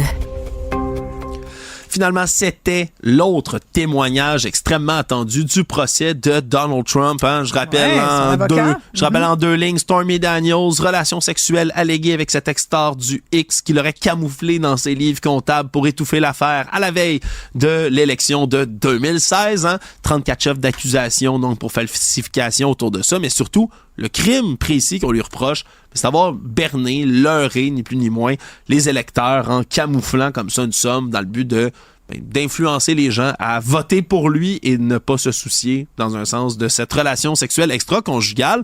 Et là, Michael Cohen prenait la barre aujourd'hui. Michael Cohen, c'est ce qui est spécial dans cette histoire-là, c'est l'ancien pitbull de Trump. C'est comme ça qu'on le surnommait. C'est son avocat, c'était son homme à tout faire. Celui qui réglait ses problèmes. Le gars qui réglait les problèmes, qui les faisait disparaître à grands coups d'argent puis de menaces. Et lui, depuis qu'il a été accusé et condamné en justice, condamné à 3 ans de prison, sorti au bout d'1 an, et qui a complètement viré sa veste de bord pour désormais être l'ennemi juré de Donald Trump. Et donc, témoigner aujourd'hui d'à quel point M. Trump était au courant des paiements, que c'était même lui qui avait demandé les paiements. Ça va faire mal, ce témoignage-là. En plus, qu'on a déjà entendu un enregistrement audio d'une conversation entre M. Cohen et M. Trump où il parlait des paiements pour obtenir le silence, non pas de Mme Daniels, mais de Karen McDougal, une ancienne, elle aussi, le playmate avec qui M. Trump aurait eu plusieurs relations sur une certaine durée, qu'il aurait aussi fait taire d'une manière similaire pour étouffer le scandale. Donc, c'était tout un témoignage qui a été fait aujourd'hui avec le regard de furie de M. Trump posé sur M. Cohen, son ancien associé devenu ennemi. En tout cas, peu importe le dénouement de ce procès, il passera à l'histoire. Et c'est comme ceci que se termine le bulletin. Déjà 24 Isabelle, minutes, oui. tout savoir, mais c'est savoir. encore mission accomplie. Cube. Débat, opinion et analyse. Explore toutes les facettes de l'actualité. Les PME québécoises sont de plus en plus internationales avec des clients un peu partout sur la planète. Et là, la question qu'on se pose, c'est que c'est une pression supplémentaire et une tendance que de se dire, finalement, on va parler anglais, c'est plus facile de faire des affaires en anglais. Tout le monde le dit. L'anglais, c'est la langue des affaires. Le français, c'est la langue de l'amour. Mais est-ce qu'on peut concilier les deux? Est-ce qu'on peut faire des affaires puis s'aimer en français? C'est le cas de le dire. On va poser la question à Nicolas Duvernois qui va, dans les prochains jours, donner une conférence justement là-dessus, sur le sujet. Puis Nicolas, entrepreneur que vous connaissez bien, il a lancé Pure Vodka. Aujourd'hui, il est PDG de Duvernois Esprit Créatif. Merci beaucoup d'être là, Nicolas. Merci pour l'invitation. Qu'est-ce qui t'amène à partager ton parcours d'entrepreneur francophone, finalement, c'est ça? Quand on m'a approché pour parler de la langue, mais de cet angle-là, j'ai trouvé ça super intéressant. Ça m'a beaucoup parlé. Tu sais, moi, je suis moitié-moitié. Je crois comme toi d'ailleurs, mon père vient de Bourgogne, ma mère vient du Saguenay. Donc, tu sais, j'ai été élevé des 2 côtés de l'Atlantique. D'un côté, moi, je suis 100% Bourgogne, mais très acclimaté. Ouais. Exact. Donc, tu sais, moi, j'aime le fait de pouvoir dire que je suis un francophone d'Amérique du Nord. Puis ça m'a amené un avantage en affaires. Et puis, je suis tanné qu'on parle de la langue française contre une autre langue. J'ai envie qu'on parle de la langue française pour ce qu'elle est, puis les avantages qu'elle peut nous amener, nous donner. Oui, puis le contexte, c'est que depuis 2022, si je me trompe pas, il y a eu un projet de loi 96 qui a fait en sorte que là, il y a des modifications importantes qui ont été apportées pour les entreprises, les petites et moyennes entreprises de 50 employés et moins. Donc, qu'est-ce que c'est? Rappelle un peu, là, en gros, peut-être sans rentrer dans trop de détails, mais ça veut dire quoi? Là? Il faut s'inscrire. Il y a tout plein de différentes lois là et règlements qui vont rentrer en vigueur. Puis il faut que les entreprises s'inscrivent avant le 1er juin, je pense. Le 1er juin, exactement. Donc, on essaye de prendre le monde à l'avance. C'est dans un an, là, pas le 1er juin qui arrive. 25, exactement. Et puis, c'est important de démocratiser un peu cette réalité-là parce que très souvent, quand on est entrepreneur, la dernière chose qu'on pense, c'est de regarder les petits règlements à droite et à gauche, mais c'est clair. Puis, c'est pas des petits règlements parce qu'une des grandes choses, je pense, qui a une grande importance pour les PME de 50 employés à moins, ça veut dire que si tu as des employés qui ne parlent pas bien le français, tu as comme une obligation de francisation. Non, mais c'est clair que... Quelque chose que... c'est clair que quand je dis petit règlement, c'est que là, cette fois-ci, c'est pour la langue française, mais un entrepreneur, une entreprise doit s'adapter à tous les changements qui arrivent. Ouais, et la langue française, malheureusement, souvent, c'est le dernier des sujets qu'on pense à regarder pour pouvoir s'assurer de suivre les règles. Je te dirais que moi, ce qui est le plus important dans toute cette démarche-là, c'est surtout d'éveiller les entrepreneurs sur l'avantage de, franciser les nouveaux arrivants, de prioriser le français dans la langue de travail, de pas exiger une autre langue dans un poste quand elle n'est pas nécessaire. On voit ça souvent. Ben oui, ils remplissent toutes les cases et puis on va prendre quelqu'un qui a tous les besoins, mais pas nécessairement nécessaire pour le type d'emploi ou le poste d'emploi. Ouais. Le fait seulement d'avoir des contrats aussi en français, il y a plein de petits détails comme ça qui sont super anodins là quand on le regarde de haut, mais qui sont extrêmement importants pour la langue française et puis pour garder cet avantage de la langue française. Qu'est-ce que ça t'a apporté, toi, comme entrepreneur, d'être francophone? Moi, je dis souvent que... t'as d'abord vendu tes produits au Québec. Oui, donc, premièrement, ça oui. Mais je dis souvent que une langue, c'est pas juste des mots pour s'exprimer. C'est aussi une manière de penser, une manière de créer, une manière d'innover. Au Québec, on est reconnu pour la créativité, mais cette créativité-là, elle est empreinte de notre bagage historique, personnel, mais aussi de la langue qui nous entoure. Et le fait de pouvoir avoir des entreprises dans le monde de la créativité ou d'attirer des entreprises disons comme Ubisoft, parce qu'ils aiment les employés. Tu me diras, certes, il y a des avantages financiers à les avoir, mais il y a aussi cette créativité-là que les Québécois ont. Quand je pense au Cirque du Soleil, quand je pense à Pixmob, quand je pense à Moment Factory, qui crée des mondes... des imaginaires, complètement des environnements. Ouais. Exactement. Mais ça, je crois pas qu'on le voit ailleurs, ou on le voit différemment. Je trouve que c'est un avantage d'être des francophones en Amérique du Nord. Mais là, tu me parles d'entreprises beaucoup culturelles. Oui. C'est sûr que des entreprises qui travaillent et qui exportent, tu vas me dire, c'est des entreprises culturelles qui exportent quand même leurs produits. Et d'ailleurs, elles le font aussi en anglais. Là. Il y a beaucoup de choses qui se font en anglais. Effectivement, puis il faut s'adapter. Parce qu'aujourd'hui, quand tu sors quand même du Québec, t'as comme pas le choix. Le problème, c'est quand t'es au Québec puis que tout se fait en anglais. Exactement. Puis on n'a pas le choix de s'adapter quand on sort certaines fois. Mais je crois qu'on a le réflexe de se dire qu'on n'a pas le choix. Mais quand j'ouvre un nouveau marché, et puis je te racontais une anecdote tout à l'heure, tu sais, les discussions hors négociation qui se font souvent, c'est là où la vraie magie se passe avec un interlocuteur, avec un partenaire. Et puis, moi, je les amène dans mon univers, je les amène dans notre monde. Tout le monde me parle du Château Frontenac, ça c'est clair, hein, à l'international. Tout le monde me parle de... Pas le stade olympique, non? Non. Pas le toit, non. Non. Pas du tunnel Louis H non plus. Mais tout le monde me parle aussi de... J'ai un ami où j'ai été étudier à Montréal quand j'étais jeune, où j'ai été faire une vacance quelconque avec ma famille, et puis on me parle beaucoup, ça j'ai été surpris de J'aime Montréal, tu sais, sur les taxis, là, quand on arrive en ville.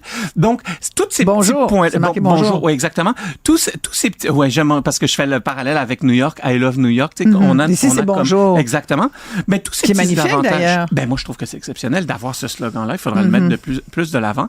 Mais tous ces avantages-là font en sorte que ça nourrit une discussion puis ça crée une relation avec le partenaire qu'on a. Mais au-delà de ça, oui, je suis d'accord. Puis tant mieux, puis c'est un peu anecdotique, Exact. folklorique, tu sais. Ça nous aide à vendre, Ouais. ça nous aide à ouvrir le marché. Au-delà de ça, aujourd'hui, il y a plus de 300 millions de francophones, de personnes qui parlent le français quotidiennement. Ouais. Et d'ici 2050, c'est presque 1 milliard. Tous les pays, beaucoup en Afrique, qui sont francophones, connaissent une forte croissance démographique et parallèlement une forte croissance et une transformation de leur économie.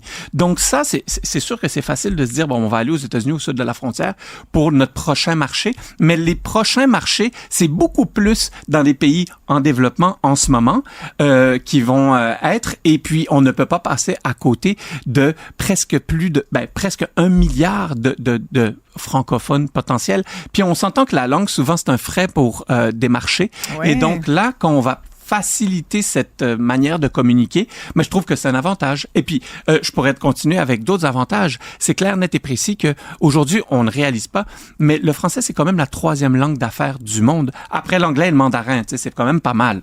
Donc, ici, on a une vision du français qui est embuée de l'histoire qu'on a de cette lutte entre le français et l'anglais. Oui, mais quand on va ailleurs, le français, c'est une langue d'affaires. Tu sais qu'en Chine, nous, on prend des cours d'anglais à l'école, on prend des cours d'espagnol, de plus en plus des cours de mandarin, mais en Chine, la 2e langue choisie à l'école pour apprendre, c'est le français. C'est le français? Donc, tu sais, c'est pas... il faut sortir du Québec pour réaliser à quel point le français est un avantage, même pour les PME. Mais pourquoi on le voit pas, ça? Pourquoi on a l'impression que si on veut faire des affaires, et de plus en plus au Québec, c'est le cas, là, on a l'impression que même au Québec, avec... il y a comme une nouvelle génération qui est très anglicisée, là, pour toutes sortes de raisons, parce qu'ils sont nés dans la technologie, parce qu'ils sont les bilingues, là, ils parlent bilingue. Puis pour eux, il n'y a pas de problème. C'est une langue ou une autre. La langue n'est plus un facteur de définition. Tu vois, pour moi, ma langue me définit. Moi aussi. Mais pour mes filles, leur langue, puis elles parlent français. Puis on a souvent cette conversation, puis elles me disent, maman, t'inquiète pas, là, on est francophone, là, mais en même temps, si les gens parlent anglais, ben on parle anglais. Puis si on a des affaires à faire en anglais, on les fait en anglais. Tu sais, il y a pas c'est pas autant un distinctif culturel. Ben il y a les défis de la mondialisation, mais le défi de la mondialisation, moi je le vois, où tout le monde écoute les mêmes choses sur les mêmes plateformes, s'habille de la même manière. Les réseaux sociaux, puis la techno. Exactement. Tout ça, Mais ce qui est intéressant, c'est qu'on voit un retour, surtout à certaines tendances que je peux voir à l'identité. Moi, je veux pas être sur TikTok en train de faire des chorégraphies ou quoi que ce soit comme je sais pas combien de milliards de personnes. Je veux être moi-même. Et puis il y a une réappropriation aussi de son identité. Et puis la langue au Québec, il faut pas l'oublier encore une fois historiquement. Hein, même si on est l'histoire, ce qui est génial, c'est que t'es pas obligé d'avoir été là pour la connaître. Il y a des livres encore où il y a Google pour aller la voir. Il y a des gens qui la racontent très bien. Il y a des puis musées. On va avoir un musée, exactement. Parle-nous pas sur le musée, là, parce que ça va être long. Mais c'est clair qu'il y a cette bataille-là. Mais est-ce qu'on va en revenir ou est-ce qu'on va... Comment tu... je crois qu'il y a une nouvelle génération, justement. Je crois qu'il y a une responsabilité commune aussi, moi, avec mes enfants. Toi, tu as des enfants? Oui, ben c'est ça. Ben, ils sont jeunes, là, mais c'est clair que je crois qu'il y a une responsabilité de partager notre fierté aussi. Puis encore une fois, moi, c'est vraiment important. Arrêtons d'associer la promotion de la langue française au détriment de l'anglais. Au détriment de l'anglais. Au dénigrement de l'anglais, tu veux dire. Toute autre langue, là, qui se parle. Non. C'est un avantage d'avoir une identité forte, mais c'est un avantage de pouvoir parler 2 langues. Parce que dès que tu sors du monde, bien entendu, en banlieue de Shanghai, pas sûr que je vais me faire comprendre en français, mais je vais baragouiner l'anglais comme la personne chinoise va baragouiner l'anglais aussi pour essayer de trouver un commun accord.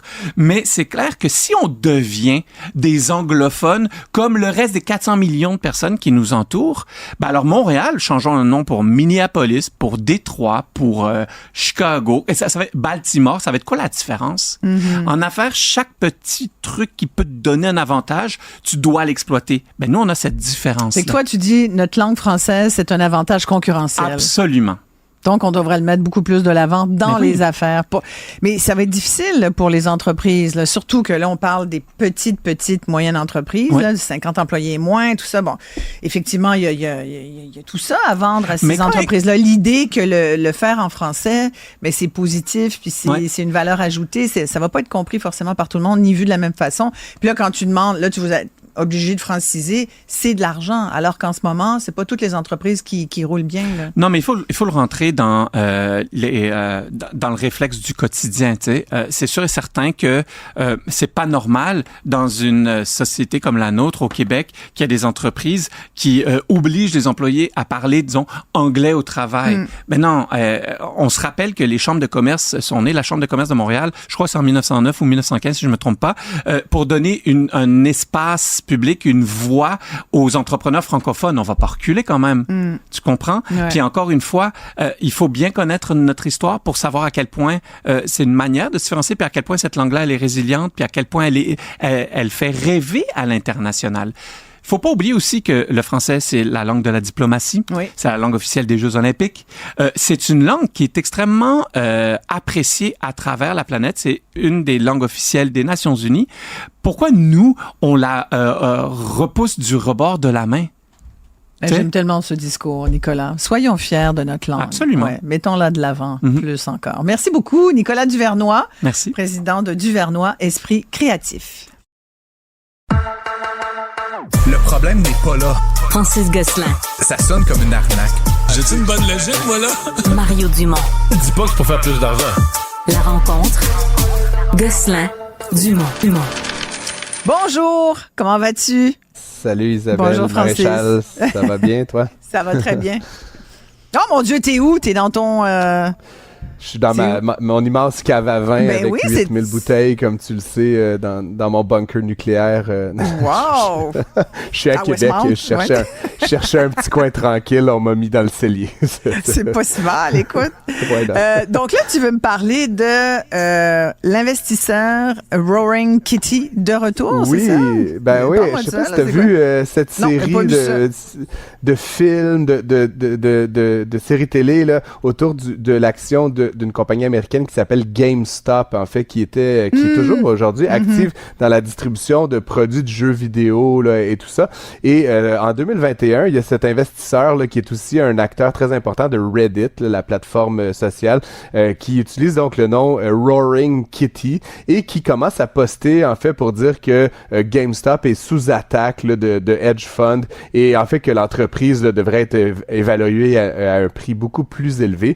Et donc, tous ces films, toutes ces séries montrent, en fait, puis c'est une histoire vraie, que le prix de l'action est passé de 5 ou 4 $ à presque 5000 $ et donc, évidemment, 500 $, excuse-moi, et donc 1000% de rendement pour les investisseurs. Et donc, il y a tout un ensemble d'acteurs là, de ces plateformes sociales qui ont embarqué dans le jeu et qui ont, certains d'entre eux, gagné là, des centaines de milliers de dollars. Et donc, Monsieur Roaring Kitty là, est disparu des réseaux sociaux complètement depuis 3 ans. Et aujourd'hui, il a fait un retour là, très subtil sur X, sur Twitter, en disant un peu « I'm back ». Et devine quoi, Isabelle, le prix de l'action de GameStop a doublé dans la journée. Donc, il est passé de 16 quelques dollars à 35 $. Donc, si tu en avait dans ta feuille un rendement complètement fulgurant. De ces actions de jeux vidéo, non?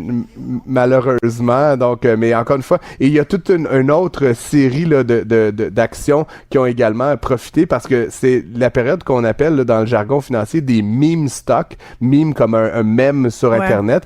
Et toutes ces actions, en fait, progressaient là, vers la hausse ou vers la baisse, un peu en fonction de ce qui était dit sur les médias sociaux. Donc, on a vu, par exemple, les cinémas AMC, la compagnie Bed Bath & Beyond, dont le prix de l'action a complètement explosé, pas parce qu'ils faisaient du profit, pas parce qu'on pensait qu'ils allaient aller mieux dans le futur, mais simplement parce que des acteurs du web se passaient le mot d'acheter ces actions-là. Évidemment, la forte demande faisait progresser le prix de l'action. Donc, on va voir ce qu'il arrive de Roaring Kitty. Pour l'instant, il est un peu nébuleux sur ses intentions, mais évidemment, ça l'a mis un petit peu le trouble là, sur le marché américain aujourd'hui. Je trouvais intéressant de le mentionner impressionné parce que ça va être à suivre là, dans les prochains jours si vraiment il fait un grand retour, là, cet acteur-là. Ben oui, tout à fait. C'est des titres qui explosent comme ça. C'est toujours fascinant de voir ça. On va parler le MAPAC. On a vu que le MAPAC se pointait dans les cuisines de ceux qui se mettent à vendre leurs produits cuisinés sur, entre autres, des sites Marketplace, entre autres. Moi, j'en vois souvent. Je suis souvent là, Marketplace, c'est un hobby. Et souvent, je vois du monde qui vendent de la bouffe. Je me disais, mais qui achète ça? Toi, t'achèterais-tu ça, toi? Du pâté chinois là, qui est fait par, mettons, une madame là, à Laval, là, tu sais? Dans sa cuisine? Peut-être, là. Honnêtement, je ne l'ai jamais fait, mais je pense qu'il y a un marché pour ça, Isabelle. Puis, ce qui est intéressant pour moi, puis j'ai pas comme un avis très arrêté sur la chose, hein, mais évidemment, il y a des gens qui, peut-être parce qu'ils ont de la difficulté à joindre les deux bouts, parce qu'ils ont une petite ferveur entrepreneuriale, se mettent à dire, je vais faire 30 sandwichs, puis je vais les vendre, là, tu sais, c'est comme n'importe quelle forme d'entrepreneuriat, il faut que ça commence quelque part. Et donc, c'est des gens qui font ça à la maison, puis comme tu dis, qui utilisent les moyens du bord, là, que ce soit eBay ou Marketplace ou je ne sais trop quoi. Beaucoup d'entreprises dans le domaine agroalimentaire sont nées comme ça. Là. Sont nées comme ça. Tout à fait. Je connais bien Cookit, là, que tu connais peut-être aussi, Judith Fetzer. Là, elle a commencé ça dans sa cuisine. Puis tu sais, c'est devenu une entreprise à un moment donné qui faisait presque 60 millions de chiffre d'affaires, qui a fait faillite là, le mois dernier. Mais tout ça pour dire, et là, le MAPAC, donc qui est le ministère... on a parti une aussi dans notre cuisine à l'époque tu t'essayes plein d'affaires chez toi. Ça commence comme ça. Combien d'entreprises sont parties dans le sous-sol, sur la salle à manger? C'est ça, effectivement. Mais là, le MAPAC s'intéresse à ça. Et ça, je te dis, je suis un peu ambivalent parce qu'évidemment, je comprends que le ministère, le ministère de l'Agriculture, des Pêcheries et de l'Alimentation du Québec, mais essentiellement qui est en charge de faire les enquêtes dans, par exemple, les cuisines des restaurants, dans tous les détaillants alimentaires, et qui s'assure que ce qu'on mange comme Québécois est d'un certain seuil de qualité, que les comptoirs sont nettoyés, qu'il n'y a pas d'éléments... propre, qu'il n'y ait pas de vermine.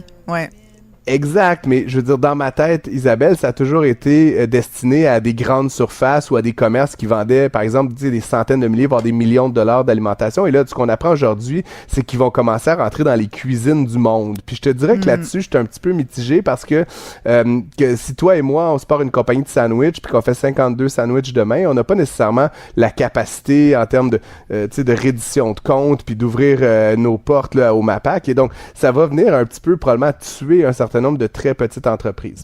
Après, les restaurateurs disent que c'est de la concurrence déloyale, puis ils ont aussi en partie raison, mais je me demande, tu sais, est-ce qu'une madame qui fait 50 sandwichs dans sa cuisine, elle rivalise vraiment le toqué puis le filet? Entre nous, pas vraiment. C'est très marginal, effectivement. Donc, mais moi, j'avais compris, écoute, quand j'ai vu cette nouvelle, Francis, je me suis dit, parce que, évidemment, là, il va falloir avoir des permis, il va falloir les acheter, ces permis, tu sais, c'est coûteux. Je me suis dit, bon, c'est encore une façon de taxer par la bande, puis de rendre les choses un peu plus compliquées. Là. Et c'est un peu de l'ingérence, là, tu sais, c'est qu'à quelque part, tu sais, comme je dis, je veux pas prendre parti, mais je trouve que quand le MAPAC s'invite dans ma cuisine parce que je fais 12 lasagnes, à un moment donné, il y a quelque chose qui est un peu Big Brother dans tout ça, et personnellement, ça m'inquiète, là, qu'on se donne ces droits-là, et surtout, comme je le dis, qu'on vienne d'une certaine façon limiter, là, la possibilité de faire preuve d'un minimum d'entrepreneuriat. Puis, encore une fois, Isabelle, toi et moi, on vend pas des sandwichs sur Marketplace, là, j'imagine bien, tu sais, la démographie de gens qui se lancent des entreprises comme ça, c'est des gens qui sont probablement beaucoup plus dans le besoin, qui ressentent une possibilité de sortir. Des passionnés, oui, qui veulent peut-être se lancer en affaires. Et je trouve que collectivement, on devrait encourager ce type de mesures-là plutôt que, comme tu dis, rajouter une couche de permis puis d'inspection puis tout ça. Il y a peut-être un seuil en dollars ou en nombre de clients servis, mais encore, je suis un petit peu craintif qu'on vienne vraiment tuer toute forme d'innovation à travers cette mesure-là. Je veux t'entendre sur la syndicalisation, une première au Canada, des employés d'Amazon à Laval, puis je fouillais là-dessus, puis je me suis rendu compte, tu sais qu'Amazon, c'est le deuxième plus grand employeur aux États-Unis après Walmart. Écoute, avant, ça a déjà été des compagnies automobiles. Là, maintenant, c'est ces grandes compagnies que Amazon, écoute, ça nous vend une sorte d'affaires, des fois dont on n'a même pas besoin, mais c'est quand même fascinant. Première syndicalisation, donc, des employés d'Amazon à Laval. Qu'est-ce que tu en penses, Francis?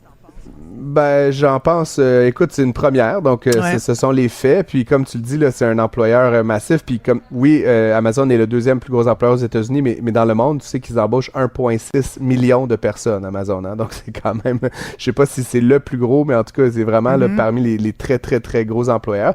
Ils ont une posture strictement anti-syndicale, là, comme je ne t'apprends rien en disant ça. Je pense qu'ils veulent aller en appel, non? Ils vont pas aller en appel de l'histoire de Laval? Tout à fait, oui, mais c'est ça. Donc aujourd'hui, ce qu'on apprend, c'est qu'en fait, il y a 200 employés d'un entrepôt de Laval là, qui ont réussi à obtenir l'accréditation via la CSN. Après, tu sais, il y a tout un processus à suivre là, pour obtenir ce type d'accréditation syndicale. Et donc, effectivement, Amazon a annoncé, là, dès que la nouvelle est sortie, qu'ils allaient faire appel de cette accréditation-là. Ça a fonctionné, d'ailleurs, en Colombie-Britannique. Là, il y a un Unifor là, qui a passé très près de réussir à syndicaliser certains employés, puis à l'usure, là, finalement, Amazon a réussi à gagner. Donc, ça va être vraiment intéressant de suivre ce dossier-là, parce que peut-être que les 200, là, qui est une très, très petite fraction des employés au total d'Amazon dans le monde, pourraient faire des petits ailleurs au Québec, ailleurs au Canada et peut-être éventuellement aux États-Unis. Donc, à suivre. Mais encore une fois, c'est intéressant comme première. Puis, en termes d'économie, en termes de relations de travail, c'est sûr que moi, comme quelqu'un qui observe là, cet univers-là, je trouve ça fascinant quand on voit des premières canadiennes comme celle-là. Surtout avec un aussi grand acteur là, qu'Amazon au Canada. Merci beaucoup, Francis. L'actualité décortiquée, commentée. Savoir et comprendre. Cube. Je voulais à tout prix vous parler de ce sujet parce que j'ai vu une vidéo sur les réseaux sociaux qui a beaucoup circulé, qui a créé beaucoup de réactions, où on voit un itinérant se faire carrément asperger violemment par un restaurateur avec un seau d'eau.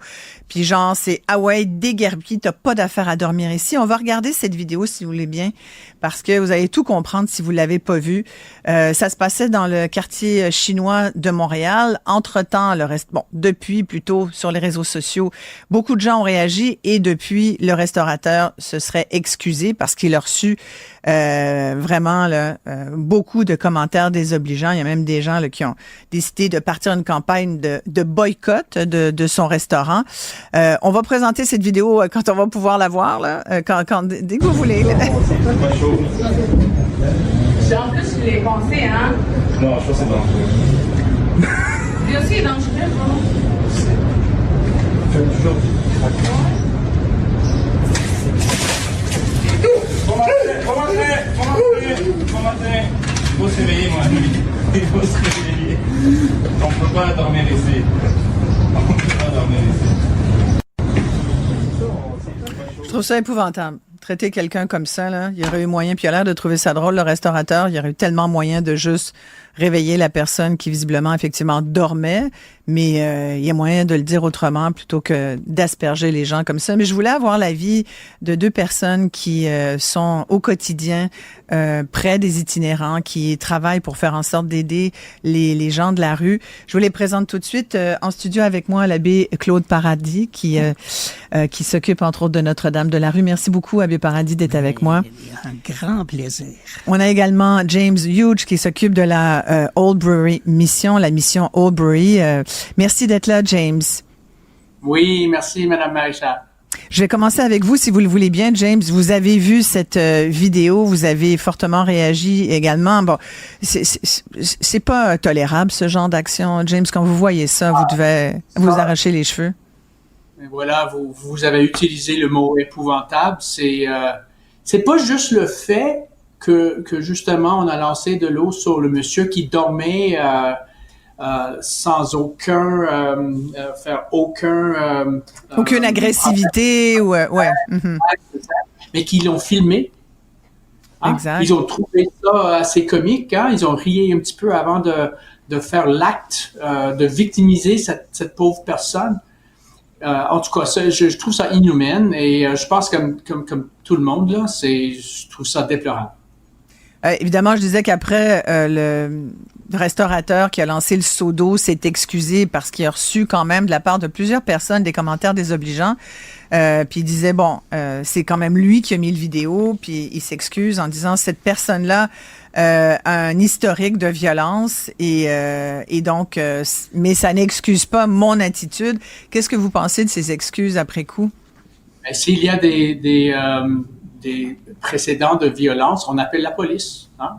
Écoute, ce monsieur dans cet état-là était complètement en défensive. Il n'y avait aucune défense. Et on n'intervient pas avec des personnes qui dorment dans les entrées des commerces comme ça. Comme vous avez suggéré, il y a une façon humaine de le faire. On tape sur le dos ou sur l'épaule, on demande, on s'excuse et on demande peut-être que vous allez ailleurs pour prendre votre sommeil parce que justement, il faut débloquer la porte pour les utilisateurs du magasin ou resto là. Donc, c'est un autre exemple, malheureusement, que les personnes en situation d'itinérance sont les victimes. Ce qu'on pense beaucoup, hein, c'est eux qui sont les agresseurs. C'est vraiment rarement le cas. Et voilà un autre exemple. Est-ce que c'est pas aussi un exemple, James, du fait que de plus en plus les gens sont intolérants? Je sais que le mot peut paraître fort, là, mais il n'y a pas une intolérance aujourd'hui par rapport à l'itinérance. Puis les gens le disent, il y en a tellement, surtout au centre-ville de Montréal. Il y a beaucoup de gens qui ont témoigné de sentiments aussi d'insécurité par rapport à des sans-abri qui avaient un comportement qui peut paraître un peu agressif ou agressant pour certains. Là. Il y a une cohabitation qui est extrêmement difficile en ce moment entre les gens des villes et les sans-abri. Là. Bravo, ça va pas bien dans le dossier itinérance à Montréal. C'est en pleine croissance. Il y a plus de détresse que jamais. Il y a plus de gens dans les campements, dans les parcs, devant les portes des commerces. C'est partout à Montréal aussi, hein. C'est pas juste en centre-ville. Et donc, je comprends un petit peu que les Montréalais, les Montréalaises, en voyant autant de personnes en situation pareil, là, ils vont oublier l'humanité de ces personnes-là. Ils deviennent non-citoyens. Ils deviennent des personnes qu'on peut justement victimiser plus facilement parce qu'il y a tellement. Ouais. C'est terrible de le dire, mais le plus de personnes qu'on voit en situation d'itinérance, le moins qu'on les voit, comme les sœurs, comme les oncles, comme les amis. Le moins on les accepte, finalement. Le moins on les accepte. Ouais. Abbé Claude Paradis, vous êtes souvent dans la rue. On vous connaît comme étant, d'ailleurs, très près des itinérants. Vous allez régulièrement passer des semaines, des nuits dans la rue. Vous y êtes allé encore il y a pas très longtemps. Oui. Et vous avez vécu, vous me disiez, une situation qui était un peu similaire, où vous avez été carrément mise à la porte d'un endroit. Racontez-moi. J'ai couché 9 jours sous une tente. Alors, j'étais tout sale, j'avais une tuque tout déchirée, les pantalons avec. Vous aviez l'air d'un itinérant. Oui, exactement. Alors, j'entre dans un restaurant. Le restaurateur vient me voir. Puis là, il m'a dit, on n'a pas besoin de gens comme vous, avec quelques sacs là, que je vais éviter. Mm-hmm. Alors, ils m'ont fouté dehors. Pas gentiment, là. Je te dis que t'apprends la porte, hein. 3 jours après, je m'en vais chez moi, je me rase, je me change, je mets le col romain, je retourne au même restaurant. Comme un abbé, comme un curé. Et là, j'ai reçu « Bonjour, monsieur le curé ». Et ça m'a écœuré, Isabelle. Pourquoi qu'on fait une distinction? J'étais la même personne là, qui était couchée sous la tente ou avec mon col romain, j'étais la même personne. Puis le fait là, qu'on vient de voir, c'est à l'endroit où nous, on allait porter de la nourriture. Sauf que les policiers sont venus nous voir pour nous interdire d'aller dans ce secteur-là, qui est Métro Place d'Art. C'est à côté du Palais des Congrès. Mm-hmm. Alors, pour que ça fasse plus chic, pour que la ville paraisse mieux, alors on a tout envoyé ces gens-là, mais c'est toujours le même problème. T'es envoies où? Oui, c'est ça la question. C'est ça qui est la question. Ouais. Alors, on ne réglera rien tant que ça va être comme ça. C'est aberrant. Mais là, on voit cette vidéo, Claude, quand vous voyez ça. Écoutez, à Montréal, ça s'appelle Emery. Mm-hmm. C'est des femmes policières qui ont suivi une formation que pour ça. C'est une escouade, hein? Une escouade que pour ça. Et pour les itinérants, c'est beaucoup moins...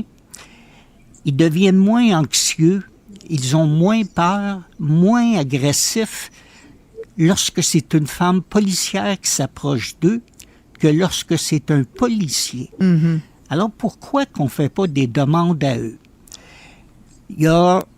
Quand on a un itinérant qui dort comme ça, plutôt que de lui garrocher un seau d'eau à la figure. Il y a Médecins du Monde qui se déplacent. Il y a des organismes qui se déplacent comme ça pour des gens en cette situation. Je me souviens pas du nom du ministre, mais il avait dit, lorsque a fermé Douglas, il avait dit plus tard, c'était ma pire décision en tant que ministre que je n'ai jamais pris. Ouais. Parce que là, on a désinstitutionnalisé. Donc, c'est des gens qui avaient des enjeux de santé mentale qui sont ramassés dans la rue. Puis ça, aujourd'hui, on vit avec les contre-coups de ça. Mais il y a aussi toute la crise, l'inflation, la pauvreté, la crise du logement qui se rajoute à ça. J'ai traversé le village tantôt. Pour venir ici? Ah ben oui. C'est un ghetto. C'est un ghetto comme à New York. Tout est placardé. Je voyais des gens sur le Crystal Med qui se roulaient, qui se tordaient par terre. Ouais. C'est rendu, là, ça n'a plus... Ça n'a jamais été aussi pire que ça, vous diriez? Jamais. Ouais. James Hughes, en terminant, qu'est-ce qu'on peut faire? Parce que là, l'été s'en vient, c'est toujours une saison très difficile aussi, parce que cette cohabitation difficile va l'être encore plus, parce que l'hiver, les itinérants, on les voit moins, l'été, on les voit plus, il y a plus de gens dehors. James, comment vous voyez l'été qui s'en vient? Mais écoute, c'est sûr qu'on parle de façon un petit peu pessimiste de tout ce qui se passe, mais il y a des bonnes choses qui se présentent, je pense. D'abord, la Ville de Montréal a créé un comité pour regarder toute la question de l'itinérance absolue. Donc, les campements, les personnes qui restent dans le métro, les personnes qui restent dans les hôpitaux, etc. Donc, vraiment d'adopter des... Ouais, c'est le fun, les comités, mais bon... 25% des villes à travers le Canada ont des protocoles par rapport au campement. On doit être pour être beaucoup plus structuré dans nos approches. Comme l'abbé disait, est-ce qu'il y a une façon structurée qu'on justement on adopte pour des problèmes de cohabitation et pas juste d'appeler la police, aide-moi maintenant. Tu sais, il y a des meilleures façons, des OSBL comme Oldbury, là, on a une clinique. Écoute, des projets de logement, il y a beaucoup. Il y a juste une solution à l'itinérance, c'est le logement. Il y a juste une façon à prévenir l'itinérance, c'est le logement. Et il y a beaucoup de projets de logement qui sont sur les rails maintenant. Il faut avoir beaucoup plus. Mais en tout cas, je voulais juste terminer l'entrevue avec un petit peu de positif. Voilà. Vous avez tellement raison. On rappelle, vous avez un objectif de 50 millions de campagne majeure de financement jusqu'en 2028. C'est bon, vous étiez bien placé, James. En tout cas, ça, c'est un bon message. Merci beaucoup de prendre le temps. Si je peux dire ça. Allez-y, Abbé Paradis. À tous les jeudis, je vais à OBM rencontrer les gars, je donne de la nourriture et les organismes devraient travailler ensemble. On est tous là pour la même raison. Alors, merci là, de m'accueillir chez vous là, à l'extérieur. OBM, Oldbury Mission. Merci beaucoup à Oldbury Mission. Merci aussi, Abbé Paradis. Merci beaucoup, James Hughes. Merci, Abbé Paradis, pour ce que vous faites, parce que vous maintenez le fort, puis vous êtes là, puis pour avoir été avec vous sur place, vous faites beaucoup de bien à beaucoup d'itinérants, de sans-abri, de gens qui sont parfois forcés d'être dans la rue, puis je pense qu'il faut le rappeler, personne n'est à l'abri d'un problème qui pourrait les amener là. Merci beaucoup. Bienvenue. Stimule la réflexion. Nourrit le dialogue. Cube.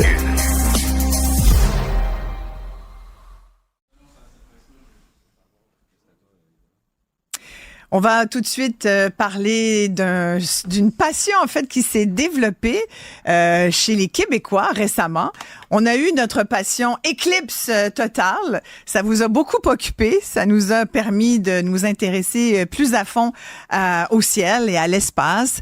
Et là, c'est la dernière en liste de ces passions, c'est les aurores boréales. Et là, cette aurore boréale, sincèrement fascinante aurore boréale. Je voulais revenir là-dessus parce que je l'ai vécu vendredi. Et je trouvais qu'il y avait quelque chose de tellement rassembleur dans cet événement-là qui nous a pris un peu par surprise. On n'était comme pas préparés à ça. Heureusement, on n'avait pas besoin de lunettes. On avait juste besoin d'être au bon endroit. On va en parler avec l'astrophysicienne de l'Université de Montréal, Marie-Ève Naud. Bonjour, Marie-Ève. Bonjour. Où étiez-vous vendredi? Avez-vous pu voir l'éclipse? Pas l'éclipse, mais plutôt les aurores boréales? Oui, j'ai pu les voir. J'ai pu les voir dans un lieu vraiment privilégié. Là, moi, j'étais dans la région de Portneuf parce que c'est la fête des mères, donc j'étais chez mes parents. Et puis j'ai appelé une de mes amies astrophysiciennes de la région de Québec. Là, c'est assez proche de Québec, mais c'est comme une petite poche de ciel très sombre là entre Québec et Montréal, Portneuf. Donc on s'est déplacé là vers le coucher du soleil. Puis on n'a pas été déçus. Là, ça a été extraordinaire. Moi, j'ai pris des photos qu'on va montrer bon, on en a vu des magnifiques sur les réseaux sociaux. Moi, j'ai pas de rose, de violet, de bleu, mais j'ai quand même ce phénomène que vous regardez, c'est du vert fluo. C'est magnifique. Expliquez-nous un peu ce qui se passe quand on voit ces images. Qu'est-ce qui se passe dans le ciel?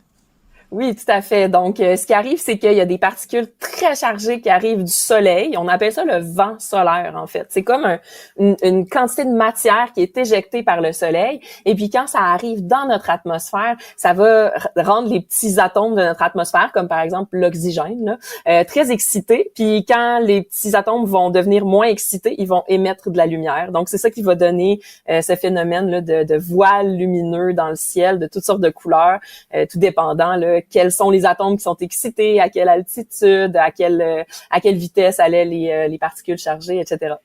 Et là, ça vient, c'est un phénomène, c'est une espèce de tempête électromagnétique, c'est ça? Ben, on appelle ça parfois une tempête solaire. Donc, il y a toutes sortes de choses qui se passent là, les fameuses particules chargées qui arrivent du soleil. Il nous arrive un peu tout le temps. Donc, un vent solaire, on en a toujours un sur Terre. Heureusement, on est bien protégé de ça en général parce que la Terre a un champ magnétique qui agit comme un bouclier.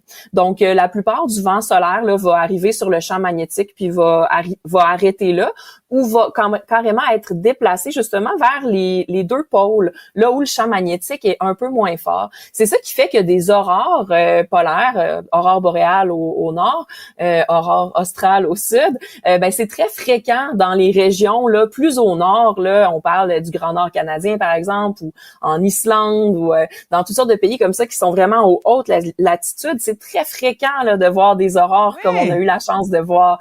Ce qui était différent cette fois-ci, c'est que c'était très intense. Donc, dans ce temps-là, ça peut descendre un peu là aux plus basses latitudes. Oui, puis c'est ça, on parlait de niveau extrême là, en termes de tempête géothermique. On disait même ça peut avoir une incidence d'un impact négatif.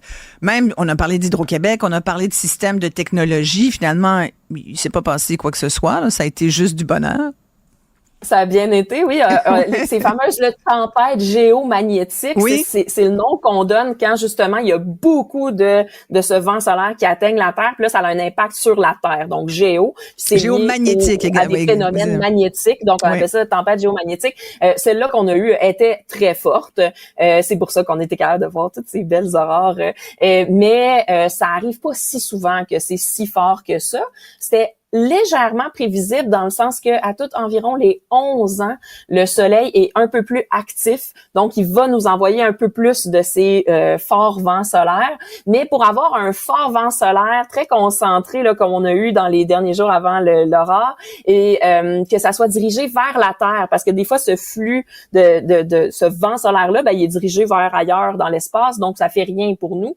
Mais là on a eu comme tout un alignement de phénomènes pour pouvoir avoir ces belles aurores-là. Les plus belles en 20 ans, je me suis fait dire. Là. Oui, moi, je vous avoue, de ce que j'ai vu, c'est très drôle parce que, anecdote rapide comme ça, ma fille s'est passionnée, ma plus jeune, qui a 20 ans, s'est passionnée pour ça. Elle voulait à tout prix qu'on chasse les aurores vendredi soir. Et là, on a fait le tour de Verdun. On est même allé sur la rive sud. On voyait rien. Mais c'est drôle parce qu'à un moment donné, on est dans un parc à Verdun. Et là, il y a plein de monde. Il y avait plein de monde dans les rues. Là. Pour ça, je trouve que c'est un événement fédérateur, rassembleur. Un peu comme l'éclipse, finalement, là, où on s'est tous, au même moment, on était tous en train de regarder le même astre. Et là, c'était pareil, on était tous tournés, mais on avait l'air d'un groupe de zombies qui avait été appelé par une voix extraterrestre. C'était comme vraiment bizarre, comme un film. Et là, on avançait tous, on avait tous l'air de chercher la même affaire. Là, on voit du noir, c'est ma tentative de prendre une vidéo de cette fameuse aurore boréale. Je sais pas si on le voit bien. Ouais, moi, je les vois, vos couleurs, là, changer. Bon, vous les voyez. Bon. Oui, et je voulais montrer par ça que ça bouge extrêmement vite et que c'est un phénomène finalement qui se déplace. Et parfois, on n'a pas l'impression, on a vu beaucoup de photos, là, mais c'est un phénomène qui bougeait. Cette soirée-là, vendredi, il y avait des nuages. Mais pour vous dire, le drôle, c'est qu'après avoir chassé les aurores partout, on est revenu à la maison bredouille. Puis j'ai dit à ma fille, ben écoute, on va se reprendre demain, on va se faire un lait chaud. On va le boire sur la terrasse à l'extérieur. On lève les yeux au ciel en se disant, c'est quand même dommage qu'on n'ait rien vu. Et à ce moment est arrivé les aurores boréales. C'est fascinant. On était tellement contentes. Oui. On était tellement heureuses de ça. Oui. Il y a quelque chose qui... Pourquoi l'humain, finalement, c'est peut-être parce que c'est comme tellement inconnu pour nous. Est-ce que c'est ça, vous diriez?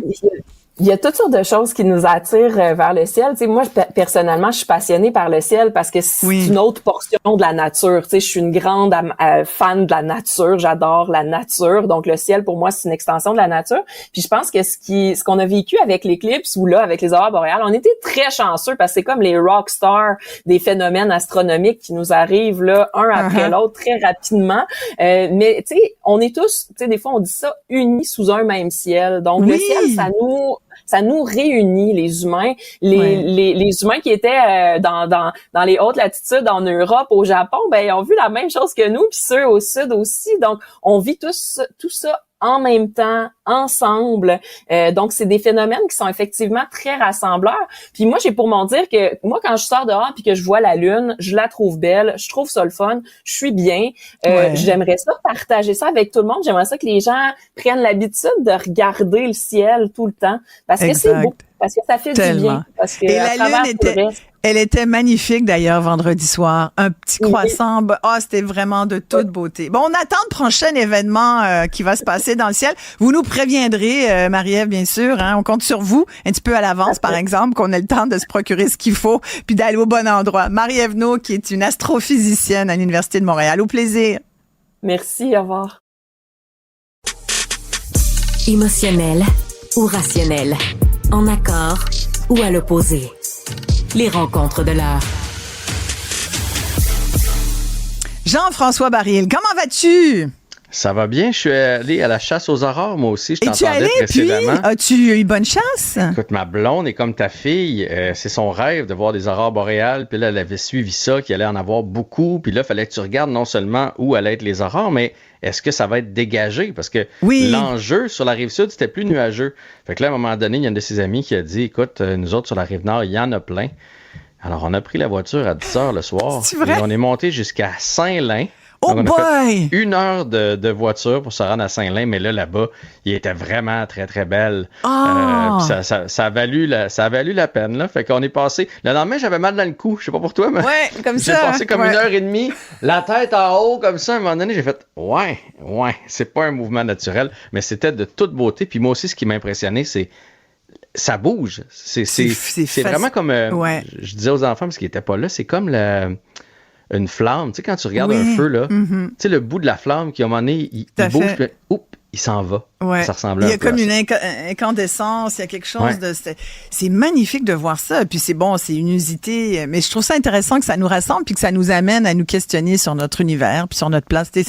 Nous, on a eu des conversations avec ma fille sur notre place dans l'univers, sur le fait qu'on était petit sur cette planète et petit dans ce grand univers. Puis on parlait du fait que c'est pas probable qu'il y ait d'autres vies, là, c'est sûr. Bref. Ouais, tu vois, nous, on avait des conversations sur c'est loin, Saint-Lin. Hein, puis j'aurais dû m'habiller plus chaudement parce qu'il fait froid. C'était pas chaud, exactement. 2 parties ce soir dans la Ligue nationale de hockey. Oui, donc Dallas contre l'Avalanche. On sait que Dallas allait Excuse-moi de te ramener à la réalité. Ben oui, à un moment donné, je sais que tu veux parler de sport, absolument. Ben, oui. Le Colorado qui tire de l'arrière 2-1 dans cette série-là, donc vont essayer de gagner le 4e match à la maison. Peut-être du renfort, Jonathan Drouin, le Québécois, qui, on le sait, là, a eu un passage à vide avec le Canadien, mais a eu une très, très bonne saison du côté de l'Avalanche, est blessé depuis le début des séries, s'est entraîné ce matin avec un chandail régulier, donc peut-être du match ce soir, sinon assurément le prochain, donc un peu de renfort pour l'Avalanche. Et l'autre rencontre, c'est les Hurricanes contre les Rangers de New York. On sait que les Rangers mènent 3-1. Les Hurricanes ont évité le balayage et l'élimination lors du dernier match, mais là, ce soir, ce sera du côté du Madison Square Garden. Alors, j'ai bien l'impression que les Rangers vont fermer les livres et que ça en sera fait pour les Hurricanes de la Caroline. Tu me parlais d'un coup salaud? Ben, il y a beaucoup de coups salauds dans les séries. D'ailleurs, ça, tu vois, aujourd'hui, Connor McDavid, qui a reçu un coup salaud lors du dernier match, ça m'a fait un peu rire d'entendre. Ouais, mais aujourd'hui, il a répondu aux journalistes. Ouais, mais c'est le hockey des séries. Moi, ça m'énerve. Je trouve tellement que la Ligue nationale de hockey, c'est le seul sport où l'arbitrage est totalement différent en saison qu'en série. Tu sais, au baseball, les règlements restent les mêmes. La zone des prises n'est pas plus grande ou plus petite. Même au football, avec l'intensité puis l'enjeu du Super Bowl, les règlements sont les mêmes. Enfin, dans la Ligue nationale de hockey, on s'en permet plus. Et hier, donc, le match était terminé. Il a reçu un cross-check, Isabelle, donc un coup de bâton en pleine figure. Donc, on dit là, que Carson Soucy a été rencontré par la Ligue. Donc, assurément suspendu pour le match numéro 4 et peut-être même plus longtemps. Donc, c'est celui, évidemment, qui a donné le fameux coup de bâton. Tu veux me parler de la Coupe du monde de hockey aussi? Oui, présentement, c'est le tournoi pour se classer. Et je vous en parle, je ne veux pas vous en parler tout le temps. C'est juste qu'aujourd'hui, il y avait un match entre la Slovaquie et les États-Unis. Et ça, qu'est-ce que ça veut dire? Ça veut dire que d'un côté, on avait Juraj Slafkovský, qui est le nouveau joueur là, du Canadien qui fait fureur et que tout le monde aime. Et de l'autre côté, du côté des Américains, il y avait Cole Caulfield, donc deux joueurs du Canadien qui s'affrontaient, deux des favoris du public. Et c'est Slafkovský qui a eu le meilleur sur Caulfield. Son équipe a gagné 5-4. Par contre, les deux joueurs ont été blanchis sur la feuille de pointage. Mais bon, c'était pas un match éliminatoire, c'est juste pour se classer. Mais je pense qu'à Montréal, on aime toujours ça, suivre nos glorieux. Bien, c'est sûr. Puis là, au tennis, ben écoute, j'étais bien déçu parce que Félix Auger-Aliassime a perdu à Rome. Ouais. Penses-tu que son parcours à Madrid, c'était un peu de chance? Parce que il y a eu 2 blessures, 2 abandons de ses adversaires. Il s'est rendu en finale. Bref, là, aujourd'hui, malheureusement, a perdu contre Alex de Minaur, qui est quand même classé 9e tête de série. Il s'est bien battu, là, 6-7. Donc, il a gagné le premier set, mais par la suite, 6-4 et 6-4. Alors, c'en est fait pour Félix Auger. Et là, il nous reste enfin du temps. Il nous reste il nous reste 1 minute. Mais j'avais mis Jean-François Barry au défi de me parler d'un sport improbable. Et là, j'ai envoyé une suggestion. Et là, t'as attrapé le cochonnet. Oui, je m'en allais dire la balle au bon, mais ça ne rebondit pas. Mais c'est le cochonnet. Parce qu'on va parler de pétanque. La pétanque. La pétanque. J'aime ça que tu le prononces, la pétanque. Oui, on peut dire la pétanque. Tu sais pourquoi on dit la pétanque? Vas-y donc. Ben parce que ça a été inventé en 1907 près de Marseille et c'était P pour pied et tanka pour pieu. Donc pied ancré au sol parce que tu sais on a un pied qui bouge pas puis on lance, c'est pour ça la pétanque. Ah ben tu vois, on va se coucher moins niaiseux.